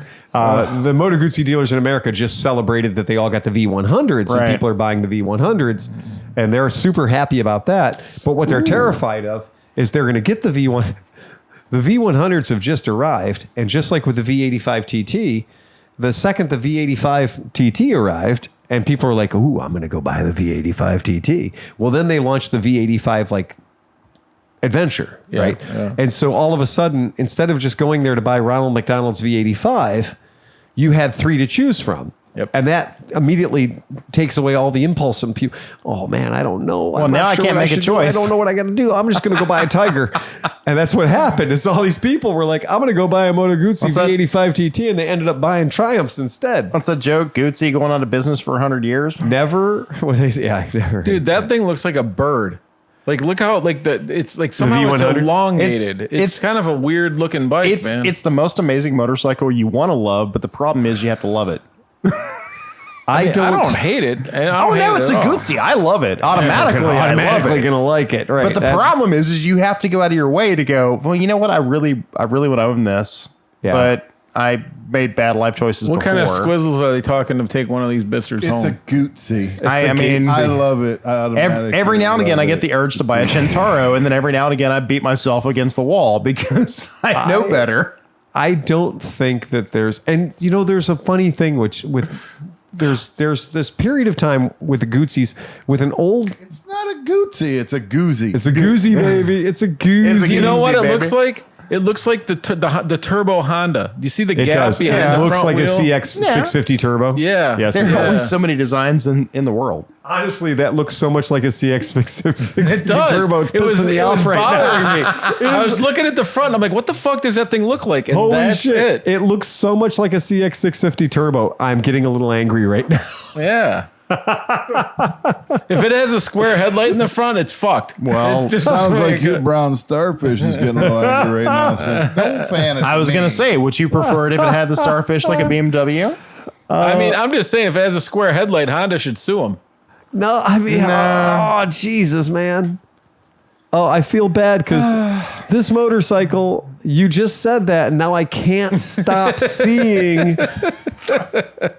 Yeah. You said that, and now I can't stop seeing the CX-5 650 turbo. Phil, it's worse. It's Yeah. worse. Yeah. It's the Mana. Oh no! No. It can't be a man. No. Well, no, The no, motor's wait. pointing the wrong way, No. right way. No, disregard the motor. But I'm Yeah. actually thinking about the God, what is that bike? That really fucked up Aprilia that nobody wanted to buy. No, I'm thinking Kajiva. The Kappa Corday. It's The it's Capo Norde. The Capo, The Kajiva Cosa Nostra. That one.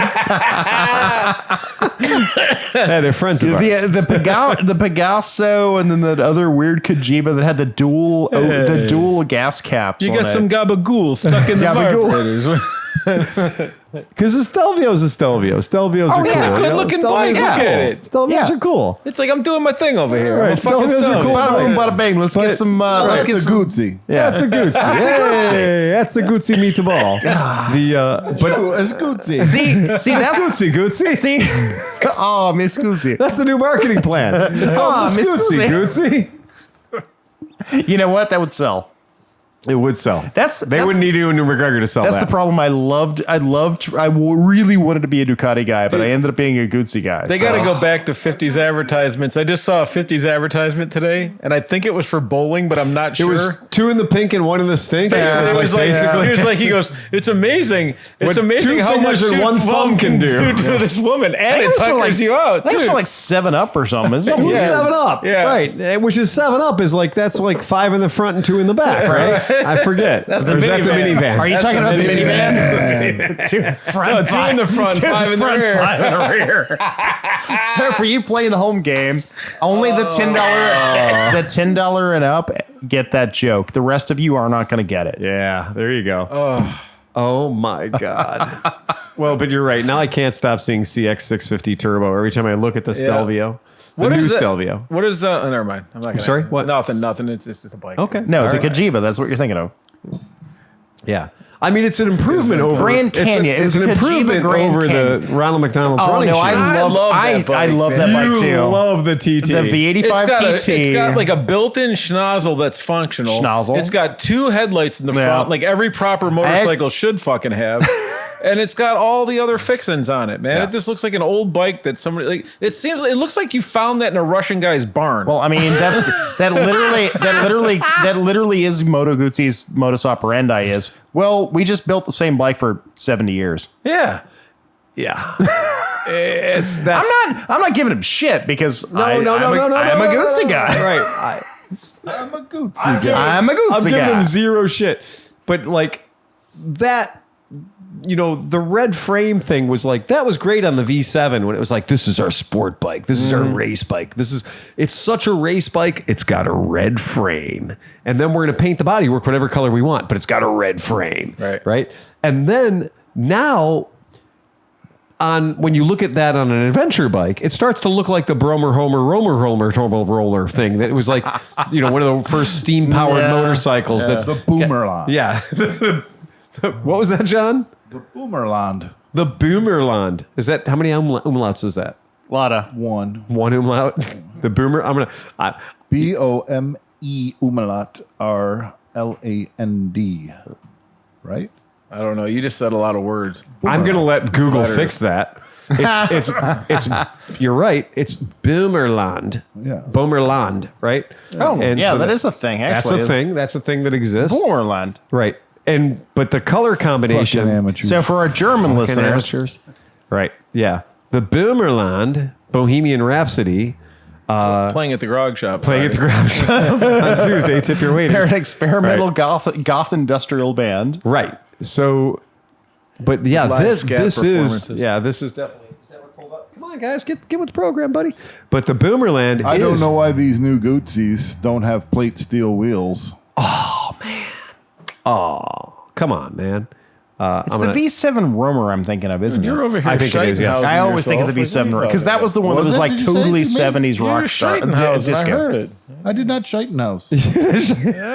I hope you didn't, because I might have Burpenhaus. If you did that, you're gonna have to clean that up. Might have. Oh, my breath smells like fish. Panstosten. Must have been lucky last night. Hey, I'm gonna throw this up so we can see. We had that conversation earlier. The Boomerang. No, the Boomerland. There's the Boomerland. Oh, it is that bike. Boomerland. It's powered by a Predator 212. It looks like. But that's the Böhmerland Sport. That's the Böhmerland Sport. Well, this is actually the Jubilee model. Where's the Böhmerland? You can haul your There's whole the family. motor. Oh, there she is. Where's the 3-up? That's Albin's son Richard on a Jubilee. He's wearing lederhosen, Steve. He is? Yeah. So there's the Böhmerland. The Böhmerland with the Zeppelin sidecar at Barber. So there's the you know what? Böhmerland at Barber. This holds seen 4 people. In 2 weeks, you're going to get to see this thing in person. That's right. We'll get to see it in persona. You know what? Sleepy, you have to go with us because we're going to do a live broadcast from this room in front of the Böhmerland. Nice. I'm trying. Hey, man. We know how you can get there. Question is, can you get back? Can you get in the van? Right. Get in the goddamn van. The bang bus. Yeah, there you go. That's the bike. That's the Böhmerland. That is. Right. And that does look like Ronald McDonald's fucking erector set. Right. That's what it looks like. There's nothing about that. There's very few bikes that actually look better in black and white, but this is one of them. The funny part is, like 20 feet away from that is the Mocha Mammoth, which is literally my favorite bike in the world. It is one of my absolute favorite. The green and yellow. They came in green and yellow too. Right. For your John Deere inclined friends. Yeah. Even rednecks be like, well, they have a belly mower that goes on that. Hell yeah! You do the back 40, and then you go out for the evening. Yeah, but did you know that with a Böhmerland, you can take your entire family, what is it? And sister along. What is this? Check out the mustache on the guy in front. Is this India? And that's in winter. They're like just cruising down the road in the snow. I like it. Hast du meine Mustache gesehen? In their 640 cc, Okay, 6'4". Look at these guys. Deine My Mustache God, ist man. größer. They're like, fuck a fairing. We're going to bolt a blanket to the That front guy's of the mustache motorcycle. just took over Poland. Don't tell Poland that. I like the blanket fairing. Eine schöne Mustache. Oh my God. Is that blanket they sell for the Vespas now? Böhmerland bus. that is bus. That is early German public transportation In system India, right there. that's 75 people right there Right? riding on that thing. They call that the Tourster. The Tourster is the one that has the super long 4-person seat. They have a megaphone. It's a 3-person seat with a bitch pad on the back. They It just drive. has a They tiny drive little through motor. Poland and tell you where all the touristy spots are. So on Yeah. your left, you see where Yes. we have invaded Poland again. There's their land speed racer. oh, yeah. Oh, yeah. That looks like something Bagel would own. That looks like They own the land For the people at home, They own the land speed record for 4 up. for the people at home, you have got to Google. that looks like a You've snowmobile. got to Google. Wait a minute, I've owned that. No, Jean-Paul Francois just bought that It's snowmobile. like a Fuji rabbit fucked the snowmobile. Jean-Paul Francois just bought that motor. For our listeners at home, snowmobile. the motorcycle's on the Böhmerland website, but this is the 1952 Zundap-powered scooter that failed to go into production. I like that it said it failed to go into production. No, it succeeded in protecting us from it. Yeah. Because I falsely looked at it as a land speed record attempt vehicle, and it's not. It's a production 3-person scooter, maybe 4. The only scooter that holds 7 people is a Bajaj Cheetah. Well, this Let's is the keep thing. this in mind. Well, think about where this was developed at Yeah. the time. People had small apartments. They didn't have a lot of money. They bought so BMW at night, Setas. You Yes, rolled we this get in it. your house and it became your couch. But if they had these small places to live, where did they have roads long enough to turn this thing around? That's true, too. Because this bitch is 40 acres. Yeah. Phil. Yes. The Autobahn. The Autobahn. This is maximum wheelbase, 3-4 meter for extra stability at high speeds. That's a very long motorcycle. That's a very long fucking scooter, man. All right. Well, there you go. They made 1,600 Böhmerlands, by the way. 1,600 Böhmerlands. That's 1,599 too many. That's a lot of Böhmerlands, man. Oh, you know what? Yards from You the know what? fucking You know what, handlebars when Phil? you put it up on the stand. It's like, Yeah, right. Oh wait, Yeah, good you point. gotta run. You gotta run from the handlebars back to the center stand. Hey, Phil. Yeah. I'm going to say it. Go ahead, say You it. know where I know where you can find one? Tom Giordano. Oh, of course. I mean, You know he's got you one. know he's got one of those. Absolutely, you know he's got one of those. But not kidding. The distance from the I like the way they put the handlebars right by your kneecaps. Right. Right. That's another thing. That's some great ergonomics right there. But Yeah, the he looks person happy. in the back. He looks so comfortable to the Right. driver. Right. Yeah, because he's the only one that's not getting to the gas chamber. The people behind him are all in trouble. The Böhmerland Cha-Cha line. That is it. When it says winter excursion, anyone, you're like, seriously, you ever had a person on the back of your bike that was fucked up? Oh, yeah. You ever had a passenger on the back of the bike that was just like rowdy and a bitch like to have on the back? Tom. Tom's a terrible backseat passenger. I drove Tom on the back from the Triumph dealership to our shop, quarter of a mile. I'm a which is horrible not passenger. far. He scared me twice. I got my junk grabbed by a non-female. Okay. I think, was I on the back with you on the V7? Well, who do you think grabbed John? his junk? When we went to rescue When that guy? you and I go for a ride, I am always on the back. Okay, so I was riding the V7 Scrambler, and John was on the back. John was like a 6-pack of beer. You wouldn't know he was Yeah. there. No, I'm a horrible passenger. I know that. John is bigger than I am, Right. but he was invisible. He was not there. He knows how to ride. Tom No. is like a Clydesdale that you've given heroin to. Yep. No, let's straighten that up. Blue meth. Yeah.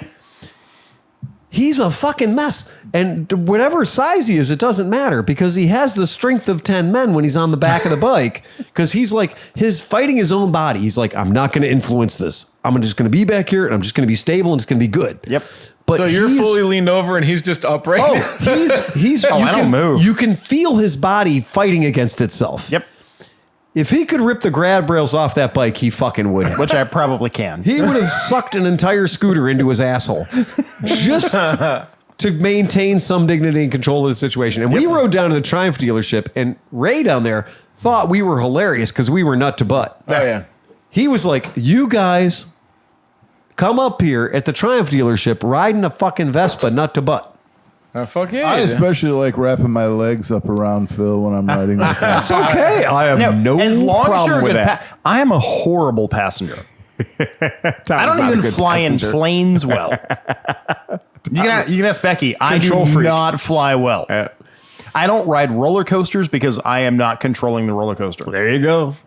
There you go. And so being a passenger on a two-wheeled vehicle, I'm like, no. I even told Phil, I said, look, I will just get an Uber. So it turns out that the name Böhmerland Böhmerland. comes from A land called Boomer. two names. Boomer. It came to be sold under two names. It was sold as a Böhmerland, Bohemian country Yeah. in Germany, and it was called the Czechi in the Czech dialogue. So it has two different names, one for the German people and one for the Czech people. I think that's kind of is it. that- Land, it's a land. Böhmerland. Is that Boomerland. Vladimir Boomerland right there? That could be Vladimir Böhmerland in the shot. He must have had some good shit. No, his Look at actual name eyes, is dude. Albin Liebisch. That motherfucker's squintier And to the than right fucking is his any- Liebisch What the motor. fuck happened to his eyes? His lovely motor. I think they fucking had the good shit over think there they in gassed fucking him. Germany, man. If you put him on his side, it'd look like a gash. He's got a double barrel gash. He does. His eyes have labia. Oh, God. I'm sorry, guys. To our listeners at home, We're going to edit. We're going to to our edit that viewers out. at home, to our viewers at home, I would never say this, but on this one, you may want to watch on the video. You may want to watch the YouTube video of this one because I did bring it up. I put it on a big screen so the viewers at home can see it. He has vagina eyes. I can see you coming. I mean, I would say it's like he's just looking through a couple of slits. That's right.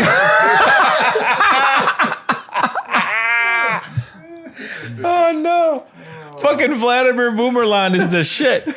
Albin Liebisch. Liebisch. That guy too. Albin Liebisch. Albin Liebisch. I suddenly have a Kim Carnes song running through my head. I'm sorry, I couldn't see you. I couldn't see you either. Yeah. He's got Betty Davis's clan. Exactly. Oh my God. That guy was fucked up when you took that video. Yeah. I'm just saying, if we zoom in so close, we're gonna have to change the rating. Wait, Right. If we zoom in too close, we're gonna get adulted. 2 days after this picture was taken, they invented the welding mask. That's Ooh, yeah. Man, you looking rough. That dude's got some real safety squints there. That's some safety squints, right? Yeah, I don't know how the accident looked, but it left a hell of a gash. yeah, it did. Fucking awful. Dude, if he's crying, you'd be like giving him fucking some Vagisil. Oh, my. There you go, buddy. His eyes are spectacular. That's something. Yeah, that is and something. that's saying that it calls attention to a mouth that is right up there on the top 10 too. I don't see All a right. tooth in there either. No. He chewed those cases out of the castings. No, that's safe. But anyway, wow, fuck. That picture right there might be our image for the show. Yeah, you You have don't to. have to pop an eyeball out the skull. Fuck him. No, I'm honestly, I'm going to take that picture. I'm going to zoom in real close and turn it sideways. Yeah. And I'm going to make that our show. Demonetized. I'm going to make that our actual thumbnail for the show. Please send this to me. I might just have his eyeballs just dancing the whole time in this whole That's fucking not thing. a good idea, man. You know, that'll be funny for about 9 seconds. Yeah. And then it'll be stupid for about 47 minutes. And then it'll get really funny again. Yeah, I think it'll work. I think it's going to be good. That's the way it works around here. Anybody else got something they'd like to share? So Chris isn't here. Chris isn't here. No, So, he we just have- got back from England. No, even No, better. and then he squirted out a kid. Yeah, no, Or no, no, he grandchild. Well, I thought he was pregnant. That's not. It wasn't. Oh, man. He's not even here to defend himself. Oh, No, no. but yeah, congratulations to Mr. and Mrs. Smith for becoming additional grandparents again. Exactly. Yeah, grandparents, man. So grandparents. congratulations to them. Yeah, definitely. Sleepy, what's the number on the clock say? 2 hours and 8 minutes. All right, now. very good, very good. That's a nice tight 2 hours. Toit.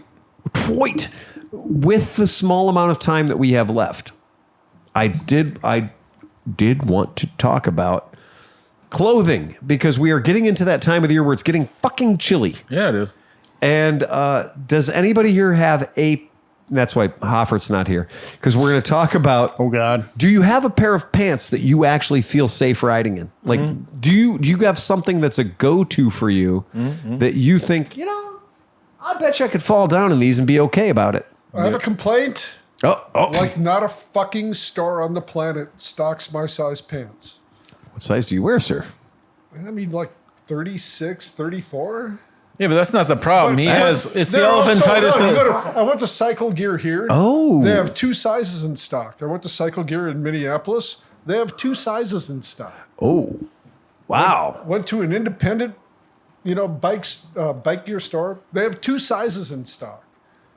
Really? Sounds like you. Have you ever heard of the internet? I was going to say, it sounds like they're begging you to order There's this online. website called Amazon. They sell everything. Well, so does Cycle Gear. So Cycle Gear, as much as I, Cycle This Gear, pants sizing Amazon. is so inconsistent. yeah, it But is. most likely you're sending them back. Yes. And and that's fine. Just have your wife take them back to Kohl's. No, because Kohl's has an Amazon pickup. Oh, plug. Cole says everything. yeah.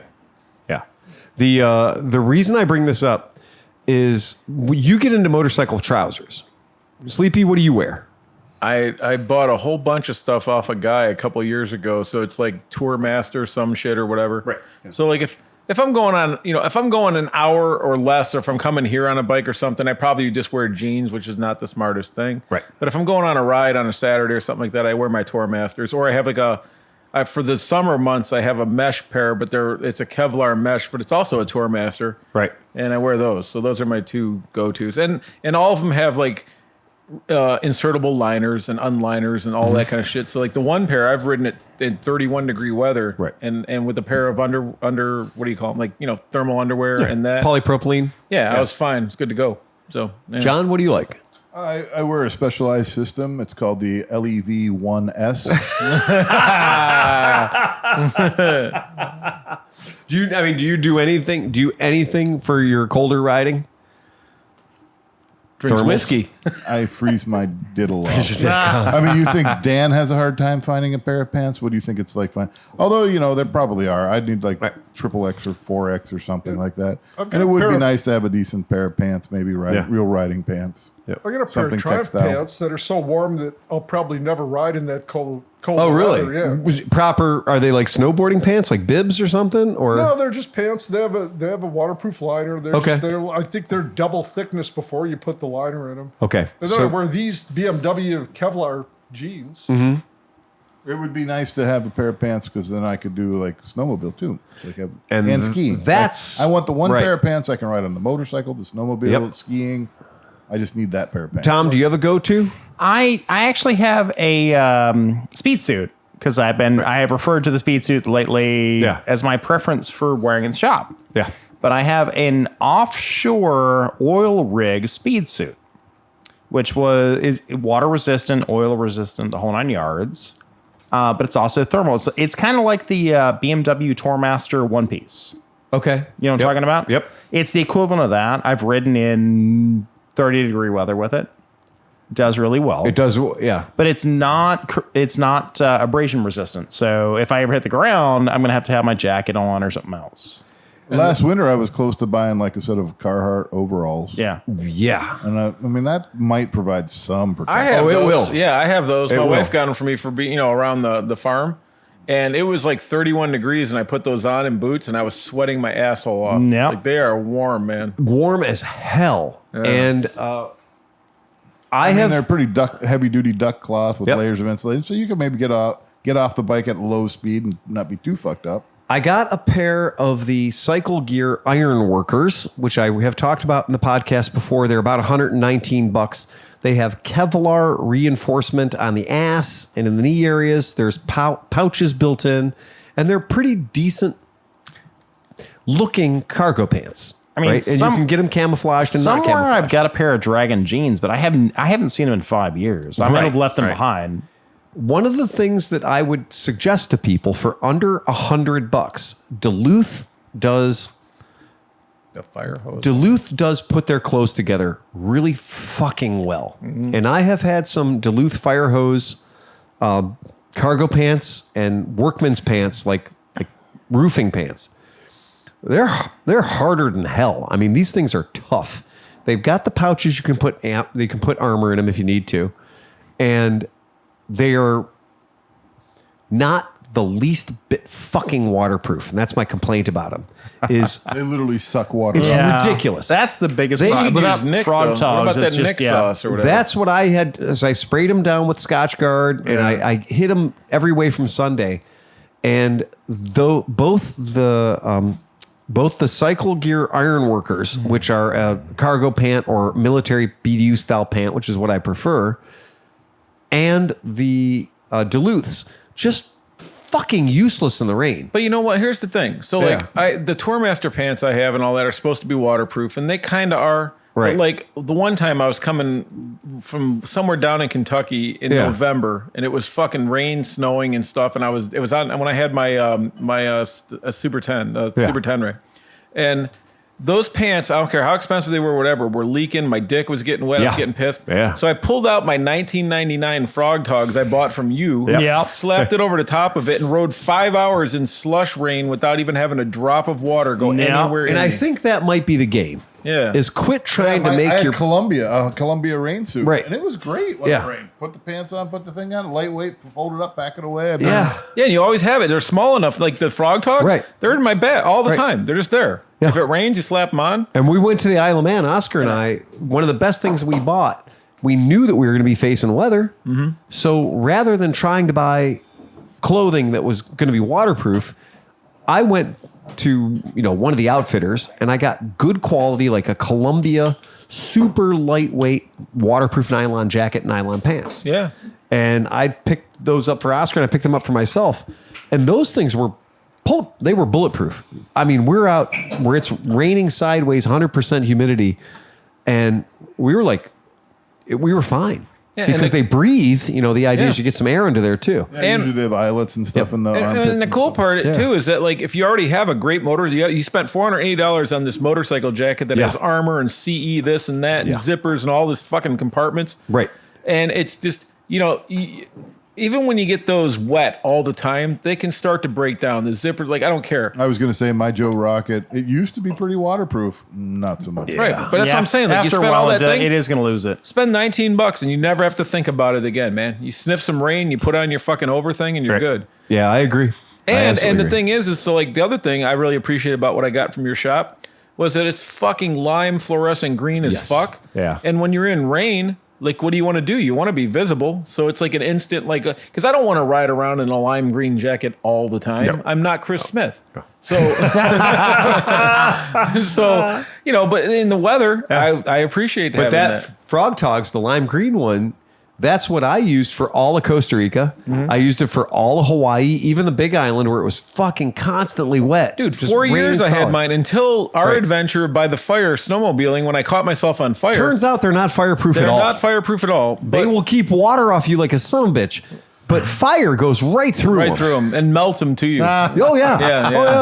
I was totally stunned at how unfireproof the sleeve of my green Frog Tog was. Well, I didn't know it was on fire until you guys pointed it out. That was exactly it. You were on fire. Yeah. You're like, hey, man, you're fucking on fire.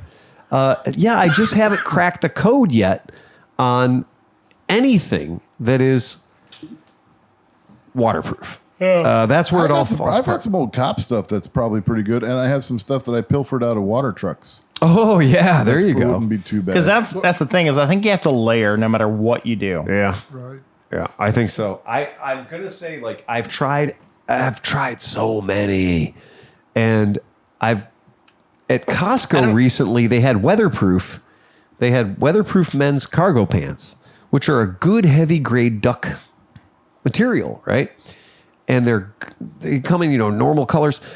But what killed me about them is like how well they were put together. And you said, so I wear a 36-34 can sometimes not be long enough for my legs.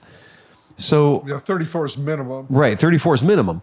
So I got this 36-34s and I put them on, and for the first time I was like, oh, I'm a pretty girl, because I realized they're totally not sizing shit right anymore. And these 36s fit like a straight up 40. Like I needed a belt. They were very much leaning into the male ego at this point. But I bought them and they were $29 at Costco for weatherproof. And I wore them in a solid rain. And they did legitimately. These are not meant to be riding pants. There's no armor in it. They're useless. They're just regular trousers. But they did keep the water out. And that was the same thing I discovered with the Duluth. My first set of Duluths, they did keep the water out until I washed them a couple of times, and now they just water goes right through. I buy a bunch of Orvis stuff. Yeah. And it's all waterproof. So that's all waterproof. Like I had a guy ask me this past week, he says, do you fly fish? And I said, why? And he says, well, you're wearing Orvis. Right. And it's because it literally is, it's all waterproof. It's waterproof, yeah. But I bought it because I lived in New Orleans and it was cheap. Here's a pro tip that's not from me, but from a dude I know who's a really long distance rider. Yeah. So a lot of the gear that you get says it's waterproof, and it is. And like if you're getting splashed and you're riding, it's like that. But as you're sitting on your seat and your chest collects the water, the water goes down, and then your balls get wet. That's indignity right there. Right. So here's the thing. Yeah. So for two reasons. One, they run those stiff meshes on their seats. Yeah. So it helps with getting blood flow to your ass. But it lets the water get out. This is why you do a beaded yeah, all that stuff is because the water then Yeah. just goes down and out, and now you're not sitting in a puddle. your own puddle. Yeah. So God that damn works it. pretty good. Makes sense. Yeah, I was just one of my rain suits. It has a snap that goes under your crotch. Yep. So the snap actually goes from the back of the jacket. It goes up through your legs and snaps into the front of the jacket. So you're wearing a diaper. You're wearing a G-string. Yeah, it just holds all the water. It's just a for wide G-string, Yeah. right? And it goes under your, over your rain pants. And the idea is the water goes down your front, goes down through the G-string, and goes underneath. But you're still sitting in it. Yeah. And when I got this jacket, and I can't remember whether it was a Hein Gericke or whether it was a Tourmaster, but I was like, oh, check it out. It's got a tail. Yeah. But then the tail goes up under your crotch and snaps in to the front. I always liked when girls wore those because it was like Christmas. You'd be Yes. like, Ba-doink. Ba-doom. Yeah. And that's what it is. It's like a cat suit, right? Yeah. And I was like, so I wore it in the rain, and I was like, no, it did the same exact thing. I had a puddle in my crotch. So did she. It was just no fun at all, right? When the shoe's on the other foot. But I fucking couldn't stand it. And that's that thing is that Tourmaster high-vis jacket that I sold to Chris Smith. I have one of those as well, and I love it. Mm. It's been a great jacket. I've worn it all over the world. It's been a fucking good riding jacket. And it really is 4 seasons. The venting on it is magical. When you open the vents and fold them back on themselves, they make wind scoops, and it sucks loads of air in there.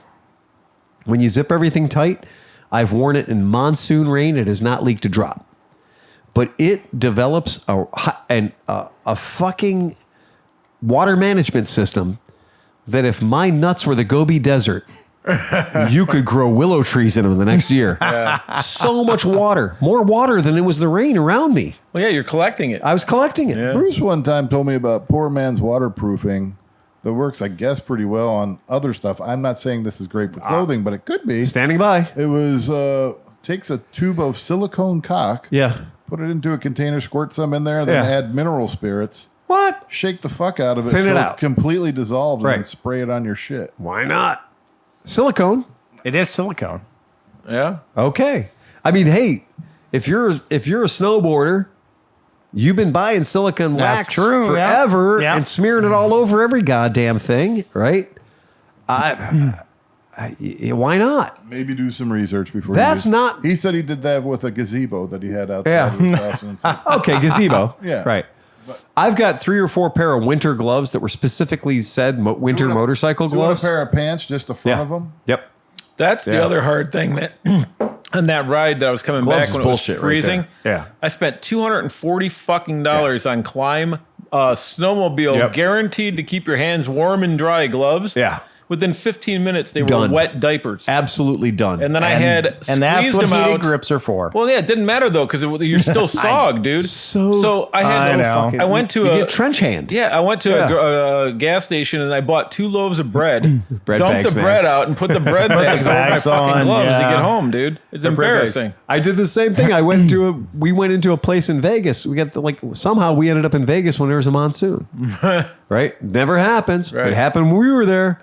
And we dove into a quickie, like a quickie mart, and grabbed 2 grocery bags. Yeah. And I put them over my hands. It worked. Yeah. It worked way better than the waterproof gloves I was wearing. Well, I know you're a big fan of those rubberized gloves. Huge. If you can get ones that are like the whole thing, like, they're great. Oh, I usually use nitro gloves under my gloves. when Nitro it's gloves. raining or cold. My problem is just the same thing. It's trench hand. Yeah. You know, after 4 or 5, 6 hours, you're just miserable. Yeah. Yeah. Get It's those like- rubberized lab gloves, like up to your So elbow. I had a pair of those, and on one cross country trip I was doing, I was like, it's time.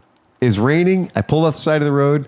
I had my good riding gloves on, which my good riding gloves have an overglove and they have an underglove, like a silk underglove. yeah. And then I put the rubber uterus inspection gloves on, the cow husbandry gloves. Yep. And I put those on, and I'm going to say within 30 to 45 minutes, my hands were so hot, and it was cold out. Yeah. My hands were so hot because I trapped everything in my hands Yeah. that I couldn't take it anymore. And also, I had lost all tactile sensation. I might have been riding a virtual reality motorcycle at that point because I couldn't really feel anything through anything. And there's that weird game of like, can you actually operate the motorcycle? I have 1 pair of snowboard gloves that I've beaten to death over the years, and I've nick waxed them a bunch of times, and they've hung around. And last year I was riding to the shop, and I was like, it's only 40 minutes. It's a really cold day, but the roads were clear, and it was like 15. And I was like, I'm going to do it. It was a nice day. So it's 15 degrees, and I jump on the bike and haul ass in. And I wore my snowboard shit. So I totally deviated from my motorcycle shit and leaned into my snowboard shit. And it turns out the snowboard shit was better because it was billowy and it held a lot of air. My snowboard parka the holds a down lot of stuff, air. yeah. Snowboard, snowmobile. Yeah, my snowboard shit. yeah. And I've got a pair of bibs that I've worn all over the world snowboarding and skiing, and I never get cold wearing those. Dude, my wife did that. She went to some thrift store and found a 1978 snowboard. You guys we saw it. saw Amy in that, and she's fucking adorable. Yeah, but dude, She that thing came out looking like Susie Chapstick. And if you're old enough to get that reference, I'm sorry. Yeah. Get your prostate That's it. checked. But she wore that. We went for a ride a year ago, and Yeah. it was in the spring, and it was probably 50 degrees. Yeah. And she wore that on the back of my bike with her motorcycle jacket Yeah. underneath it and stuff. She was warm as a She's clam totally the fine. whole time. Yeah, Totally yeah, fine. yeah. And that's where I think that might be the trick. That might be the trick is just cross-pollinating. Don't dress for the dry ride, dress for the slide thing. In the wintertime, maybe you got to just let down do its job, man. Maybe you just got to let some air get trapped in there. That's what ducks do. That's what ducks do. You know, I love my jackets billowing feathers everywhere. You have been. John was 20. I love wearing a sleeping bag. John was 20 years ahead of the puffy jacket craze. Right? All the hipsters went out and bought puffy jackets 2 years ago. John still had his. He just had another piece of tape on it. Yeah. Every once in a while, he has to murder a duck and refill his jacket. Yep. A little bit of tape. Gonna blow more down into there. Little super glue here and there. Should have used some cock on there. Fucking- Cock. Oh, so a little extra cock. That would be Little for that would extra be for your cock. jacket. A little silly con carne. So The, speaking of cocks, so we have 5 cocks and 3 hens or 4 hens or something. We're not supposed to have that many. Ratio's not exactly right there, No, buddy. no, well, that's because we inherited them from this fucking school project. I'll whatever. take a couple of them. Yeah. He loves the cock. The worst. They keep attacking my fucking legs and all this shit. And I'm like, what the fuck is going on over here, man? It's terrible. cocks are terrible. I They're got just an terrible. idea. You get a little sprayer and fill it up with some canola oil. And just, Hey, Sleepy. ready. or Get maybe ready like for the some roaster. marinade, Hey, a little bit of hey, teriyaki. Hey, Sleeping. Yeah? I know you don't like to hear this. That's when you eat them. No, a little bit of Frank's Red Hot. So why? I put that shit on everything. Why do you attract cock? I don't know. He loves the cock and the cock loves Wait, did I him. tell you the most exciting news? Literally, just when cocks I are was just on, circling you. When I was Right? on that Jeep trip for 2 weeks for work, I came home and my wife had driven to Detroit and rescued a meat chicken. Yeah, we know about your retarded chicken. So it's 35-pound chicken. We know about your that tries retarded to chicken. kill you. God. Yeah, it's this big. It's this fucking Did chicken. it have This, 4 sets of wings? But no, I've been looking for one of those. but no giraffe, and I'm still disappointed by Turkey there's wings. no giraffe. I want to have a magazine full of wings. Wings. You just break one set off and work your way through it. Sleepy, come on, man. I don't That's know. a poultry chicken. Yeah, I know. And she's trying to rescue it and Oh, save God. it. She's giving it kisses and it's biting everything. And Oh yeah. it's fucking insane, dude. Yeah. Like, the you know whole what? thing is It's insane. supposed to be McNuggets. Yeah, exactly. Yeah. Right. No. But like the hens, they come up and I'm kind of digging them. Like they're all right. Yeah. But these fucking roosters are assholes, man. But you're supposed to have like one rooster for like 8 hens, I've right? told her that. Yeah, Isn't that the yeah, rule? yeah. Well, she's separating them and all this. I'm sure. Yeah, but there's you're gonna, just gonna have angry roosters. Right. Yeah, I know. I don't know shit about farming. Don't take any advice from me. But we also Phil does not know about animal husbandry. we also have a Chad husbandry. rooster. This Chad rooster fucking date rapes all the chickens every fucking day. He holds them down. He's got his beak on their neck and he's pushing them down and they're like, fucking get off me. And he's like, wait a minute. And then he fucking finishes. That's his job. What a rooster. I know, right? Job. How else are you gonna get eggs? He's better than all the other incel roosters you've been bringing around, guess. talking about how they're not fucking anybody. I didn't know about the date rape They're only aspect looking of for the chickens, really man. It's sexy fucking crazy, chickens. You gotta know about the Jello pudding. That's right. Oh, I'm gonna name him fucking Bill Cosby. I know you are. I know you Shit, are. there's a joke there and I can't get it. No, that was the problem. I knew when I did that, I was getting myself into trouble. Into trouble? Is it because of the banana That's pudding? like Chicken heart. Or the chocolate pudding? Oh, the pudding. Dum dum. Dad The is couch great. is on fire. Gives up date rape. All right. Oh, we can't get canceled 3 times in one show. We can. I do, sir.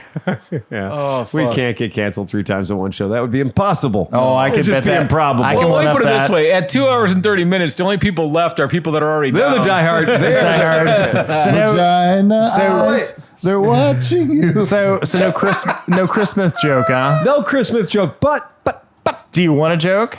go ahead. Do you really want Give it? us a joke. You buddy. want it? Give us a joke, You want it buddy. bad? I got one too.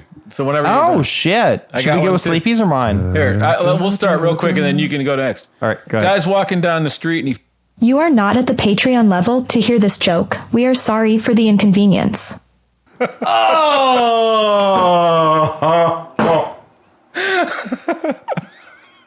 Hey Phil. Phil. Hey Tom. You know how you said.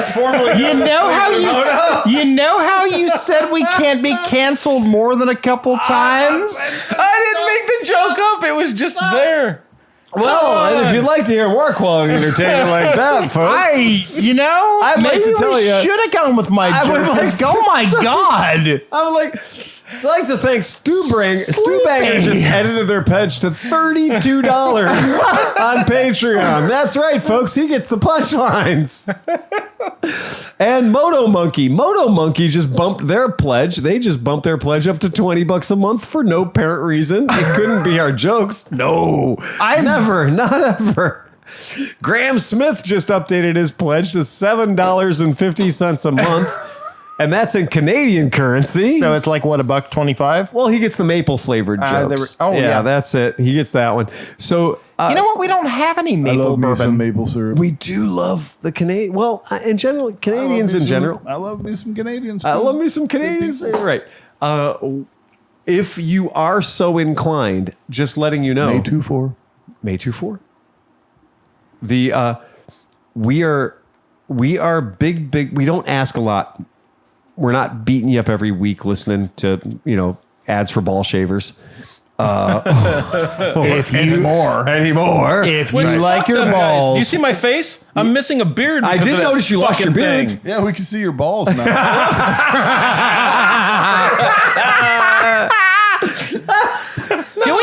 do we have a sponsor at all? Well, that's why I'm telling folks we don't have a sponsor. So because we don't have a sponsor, but you're we not are the listening to- number 4 according to whatever freaking You're whatever. not listening to stupid ads. And I Right. listen to a lot of podcasts, and a lot of podcasts have a lot of stupid fucking ads. So if you'd like to have your balls shaved, But don't if buy you- whatever the hell Sleepy shaved his nuts with. No, it's Or my his face. The It's his fucking face. thing fell off. Because it says your balls will thank you. It says your face is going to be fucking pissed off, but your Yeah. balls will thank you. It's not part of your advertisement like this is to shave around your fucking cock holster. It doesn't say that at all. You know, I watch Yeah. a lot of podcasts. Well, no, I shouldn't say I watch. I listen to a lot of Yeah. podcasts in the back of the shop. Right. And they're all like, but thank you for my sponsor of Jesus God What- yeah, freaking ball shaving. Right. Whatever. Like, we don't I'm do gonna that. learn math. We do have Patreon. Right. And Patreon is a direct shot. It's Yeah. a direct, Yeah. you can buy us a beer. You can buy us a bottle of bourbon. Right. You can do that because we do burn that money. Right. We We do. burn that money doing events, and we burn that money buying stuff. And like buddies. I bought a new recording thing that Steve hasn't seen yet. That's We're true. pretty excited about Yeah, you that. got a lot of mobile gear. I did during buy a whole Amazon. mobile Yeah. rig, and Steve's going to have to show me how to use it. Because I haven't yet figured that shit out. excited, yeah. But Steve's going to have to teach me how to use it all. So that'll give us the ability to have better recordings when we're out in the world doing stuff, as opposed to just the R2 unit. And then I think Yeah. once we get that dialed in, Yeah. we should have at least once a month of a field trip. Absolutely. Well, Yeah. we kind of talked about this. Yeah. We said we should totally yeah. like. That's why I bought a backpack to put it in. I don't want to rig your. This is the backpack nuke. I don't want to Right. rig the big van for this. No. This But is like the a backpack. little van. We should go back to that Pelican case, mount mic holders on it that we can just stick in, so the Pelican case becomes a boot. That and then could we be just- it we too. did- Yeah, But then we all have to be right next to the Pelican case. Oh, not really. We have nice arms. No, you know? I bought 8 fucking mic stands did? that fit Oh. in my backpack. No, he's Oh, good. it's even better. No, we're doing good. So we got this cool thing, and our Patreons bought that for us. Okay. And when we go out on the road, we're going to be able to show off this baller fucking recording rig I bought. Mm-hmm. It's got different colored wire and shit. Like, we bought fancy stuff. And that's because of the Patreons. Does it have a light that goes little? It will now. Okay. I Yeah. want a cordless mic. Well, we John, need you'll to- be happy to know we have not one but 2 of them. We have bought you the Brittany. Thank you. So you have your choice of not one but 2 cordless mics. John Yep. wants the flesh-colored little ball that The comes Brittany. out of It's this- not flesh colored. Is it Brittany? It's black. Oh, okay. All right, insert your own punchline. Yep. That's what So- you want. Right. But anywho, I just want to be. this is that pledge. This is that statement of when people do listen to the podcast, the one good way that you could appreciate us is to throw us a couple of bucks. And that Patreon money goes into an account that we use for things like that. Because I'm going to tell you, I would have never reached into my own fucking pocket and bought $1,000 worth of recording gear. But I did. I know you did. Right. Exactly. But when we talk about kind of upgrading our operation and buying better stuff, right? Yeah. And getting better, more gear, that's what we do it. So that's Patreon money. So go to your Patreon thing, look at where it says Cleveland Moto and send us a couple of bucks. We've got different levels on there, and we're getting very close to the times that some of our fucking legends are going to be requested to call in. Hey. Hey, Wait, Or come in. what do you mean by legends? Ah, crap. We're going to have to invite people in my garage. the fucking legends. All right. So we have a legend, call Rand. We have a level of our podcast support that involves an appearance, video, audio, personable on our podcast. Oh, we want them right between me and Johnny right here. Remember I was saying, I wish we could get somebody famous. They would. Well, if you've been our listener and you decided to give us $20 a month, you're famous in my book. Yep. And I'll bet you got a story to tell. And if you got a story to tell, I want to hear it because that's cool. And I would like to get some more of our podcast listeners here with us in person. I've always enjoyed having guest stars. Me too. I love That's having my favorite. people pop in. Not my favorite. It is one of my favorite, yeah. But no, at Mid Ohio, I love when having the people dudes show pop up. stuff. Well, no, and- yeah. the guy, I wish I could remember his name, but he brought us bourbon. He brought y'all breakfast sandwiches that I Oh, couldn't- Mike. Yeah, Mike. Absolutely. Yeah, Oh, he's Mike's great. awesome. Absolutely. Mike, he came up like 2 or 3 times. It was like, hi. No, Mike's great. these then- are people that we only know because of the podcast. These And- are people that we only Yeah. know because of Mid-Ohio, right? Right. Yeah. And they're wonderful people to have around. It's super cool. So when we think about this stuff, we are ready to have our Patreon members that are at that Relations. level. We're prime. So this is it. So we might be taking that mobile rig to somewhere interesting. Oh, gosh. And So if you have a backyard with a grill, we would Yeah. love to come to your house. right, or if there's an event going on, we might show up at that event. And drink your beer. And that thing's small enough that if we had a couple microphones, we could walk around an event and podcast. This is why I said, That's you know, why it's in a when backpack, we're, Steve. because And we're that's in, why I got 2 giant lithium batteries to power it for up to 12 hours. Because we're going to be Yeah. in Barber, Yeah. like in 2 weeks, we're going to be at Barber. Yeah, I want to I have don't know how everything many function. of us are going to be at Barber, Regardless. Well, there's a contingency. So besides you guys, you got Adam, Constantine, Nick, and a bunch of other dudes are riding down, so they'll be there. And as it says in the Bible, anytime 2 or more of you are gathered in my name, there is a podcast. I mean, because Harris, Dave, and Thomas are going to be there. So like we got plenty of drunks we to got go. enough people to talk into a microphone Right. for damn sure. Especially at a place like Barber. Oh, yeah. Because, it's either Dean- going to be like, Dean's this is gonna- the greatest thing ever. Necklefresh is going to just shit all over it. I Dean's have to going to be put the- racing. I have to put the barber filter on the microphone so that everybody talks like That is kind of true. Oh my gosh! I have had caviar, and I have had goat cheese. I have had wine this evening. I am actually in a very good. One of my favorite things would just be to watch John. It's not the same, man. It's just not the same. Yes. You know what? You know what, though? Everything's different here. But you know what? I guarantee you, he could be. Don't get he me could started. be. He could be It's not- swayed. It's not this. I swear it's not. Okay, it's not kind You know what of. he's not it's going to dig though? The charcuterie fairy. Hey, wait a minute! That's me. That is my job. This is so lame. I have one job. It is lit's literally bringing you Shall we go tiny bits home? of meat. I want to John go turns into the lotion fairy. Oh no! It's the prosecco fairy. No, it's goat cheese. It'd be like the goat cheese monger that's my walking job. around like. But, you know, his gosh, what's a very pretentious Madeira? He's the Madeira one. He's the Madeira fairy. Oh, hold on. I'll be the port monkey. I just spit up in my mouth. Stop, please. All right, guys. That's all I got. Anybody got anything else? Well, I mean, I was going to tell you a joke, but I cannot follow. I think you should tell that joke. I should tell my So joke? that when people try to find the joke on the Cleveland podcast that got us banned, God they might damn. hear yours and be like, that wasn't so bad. There might So- actually be a joke. So okay, I have to do. I might just bleep out that last. Oh, you might. So okay, all right. Those of you playing the home game know I have spent a very long time in Louisiana. Okay, so here we go. One morning, Thibodeau was sitting on his dock enjoying the sunrise when Boudreaux pulls up in his boat filled with duct tape. Thibodeau looks at him and asks, "What you doing with a boat full of duct tape?" Boudreaux replies, "I'm going duck hunting. You won't come?" "You can't hunt ducks with duct tape." "And no, I ain't coming," replies Thibodeau. So Boudreaux, he leave. Later in the day, Thibodeau sees Boudreaux fly by in his boat, and lo and behold, it is full of ducks. "Well, I'll be damned," says Thibodeau. Next morning, as Thibodeau is enjoying the sunrise, Boudreaux pulls up in his boat again, this time with a boat full of Gatorade. Sarcastically, Thibodeau says, "Let me guess, you gonna catch them gators with them Gatorade?" "Yep, you won't come?" Says Boudreaux. "No, you can't catch no gators with no Gatorade. No, I ain't coming." So Boudreaux leaves, and later that day, Thibodeau sees Boudreaux fly by in his boat. Sure enough, it filled with gators. "Well, I'll be damned," says Thibodeau. Next morning, as Thibodeau is enjoying the sunrise, Boudreaux pulls up in his boat again. This time, his boat be full of pussy willow. Thibodeau thinks for a second and says, "Hold on, let me get my hat."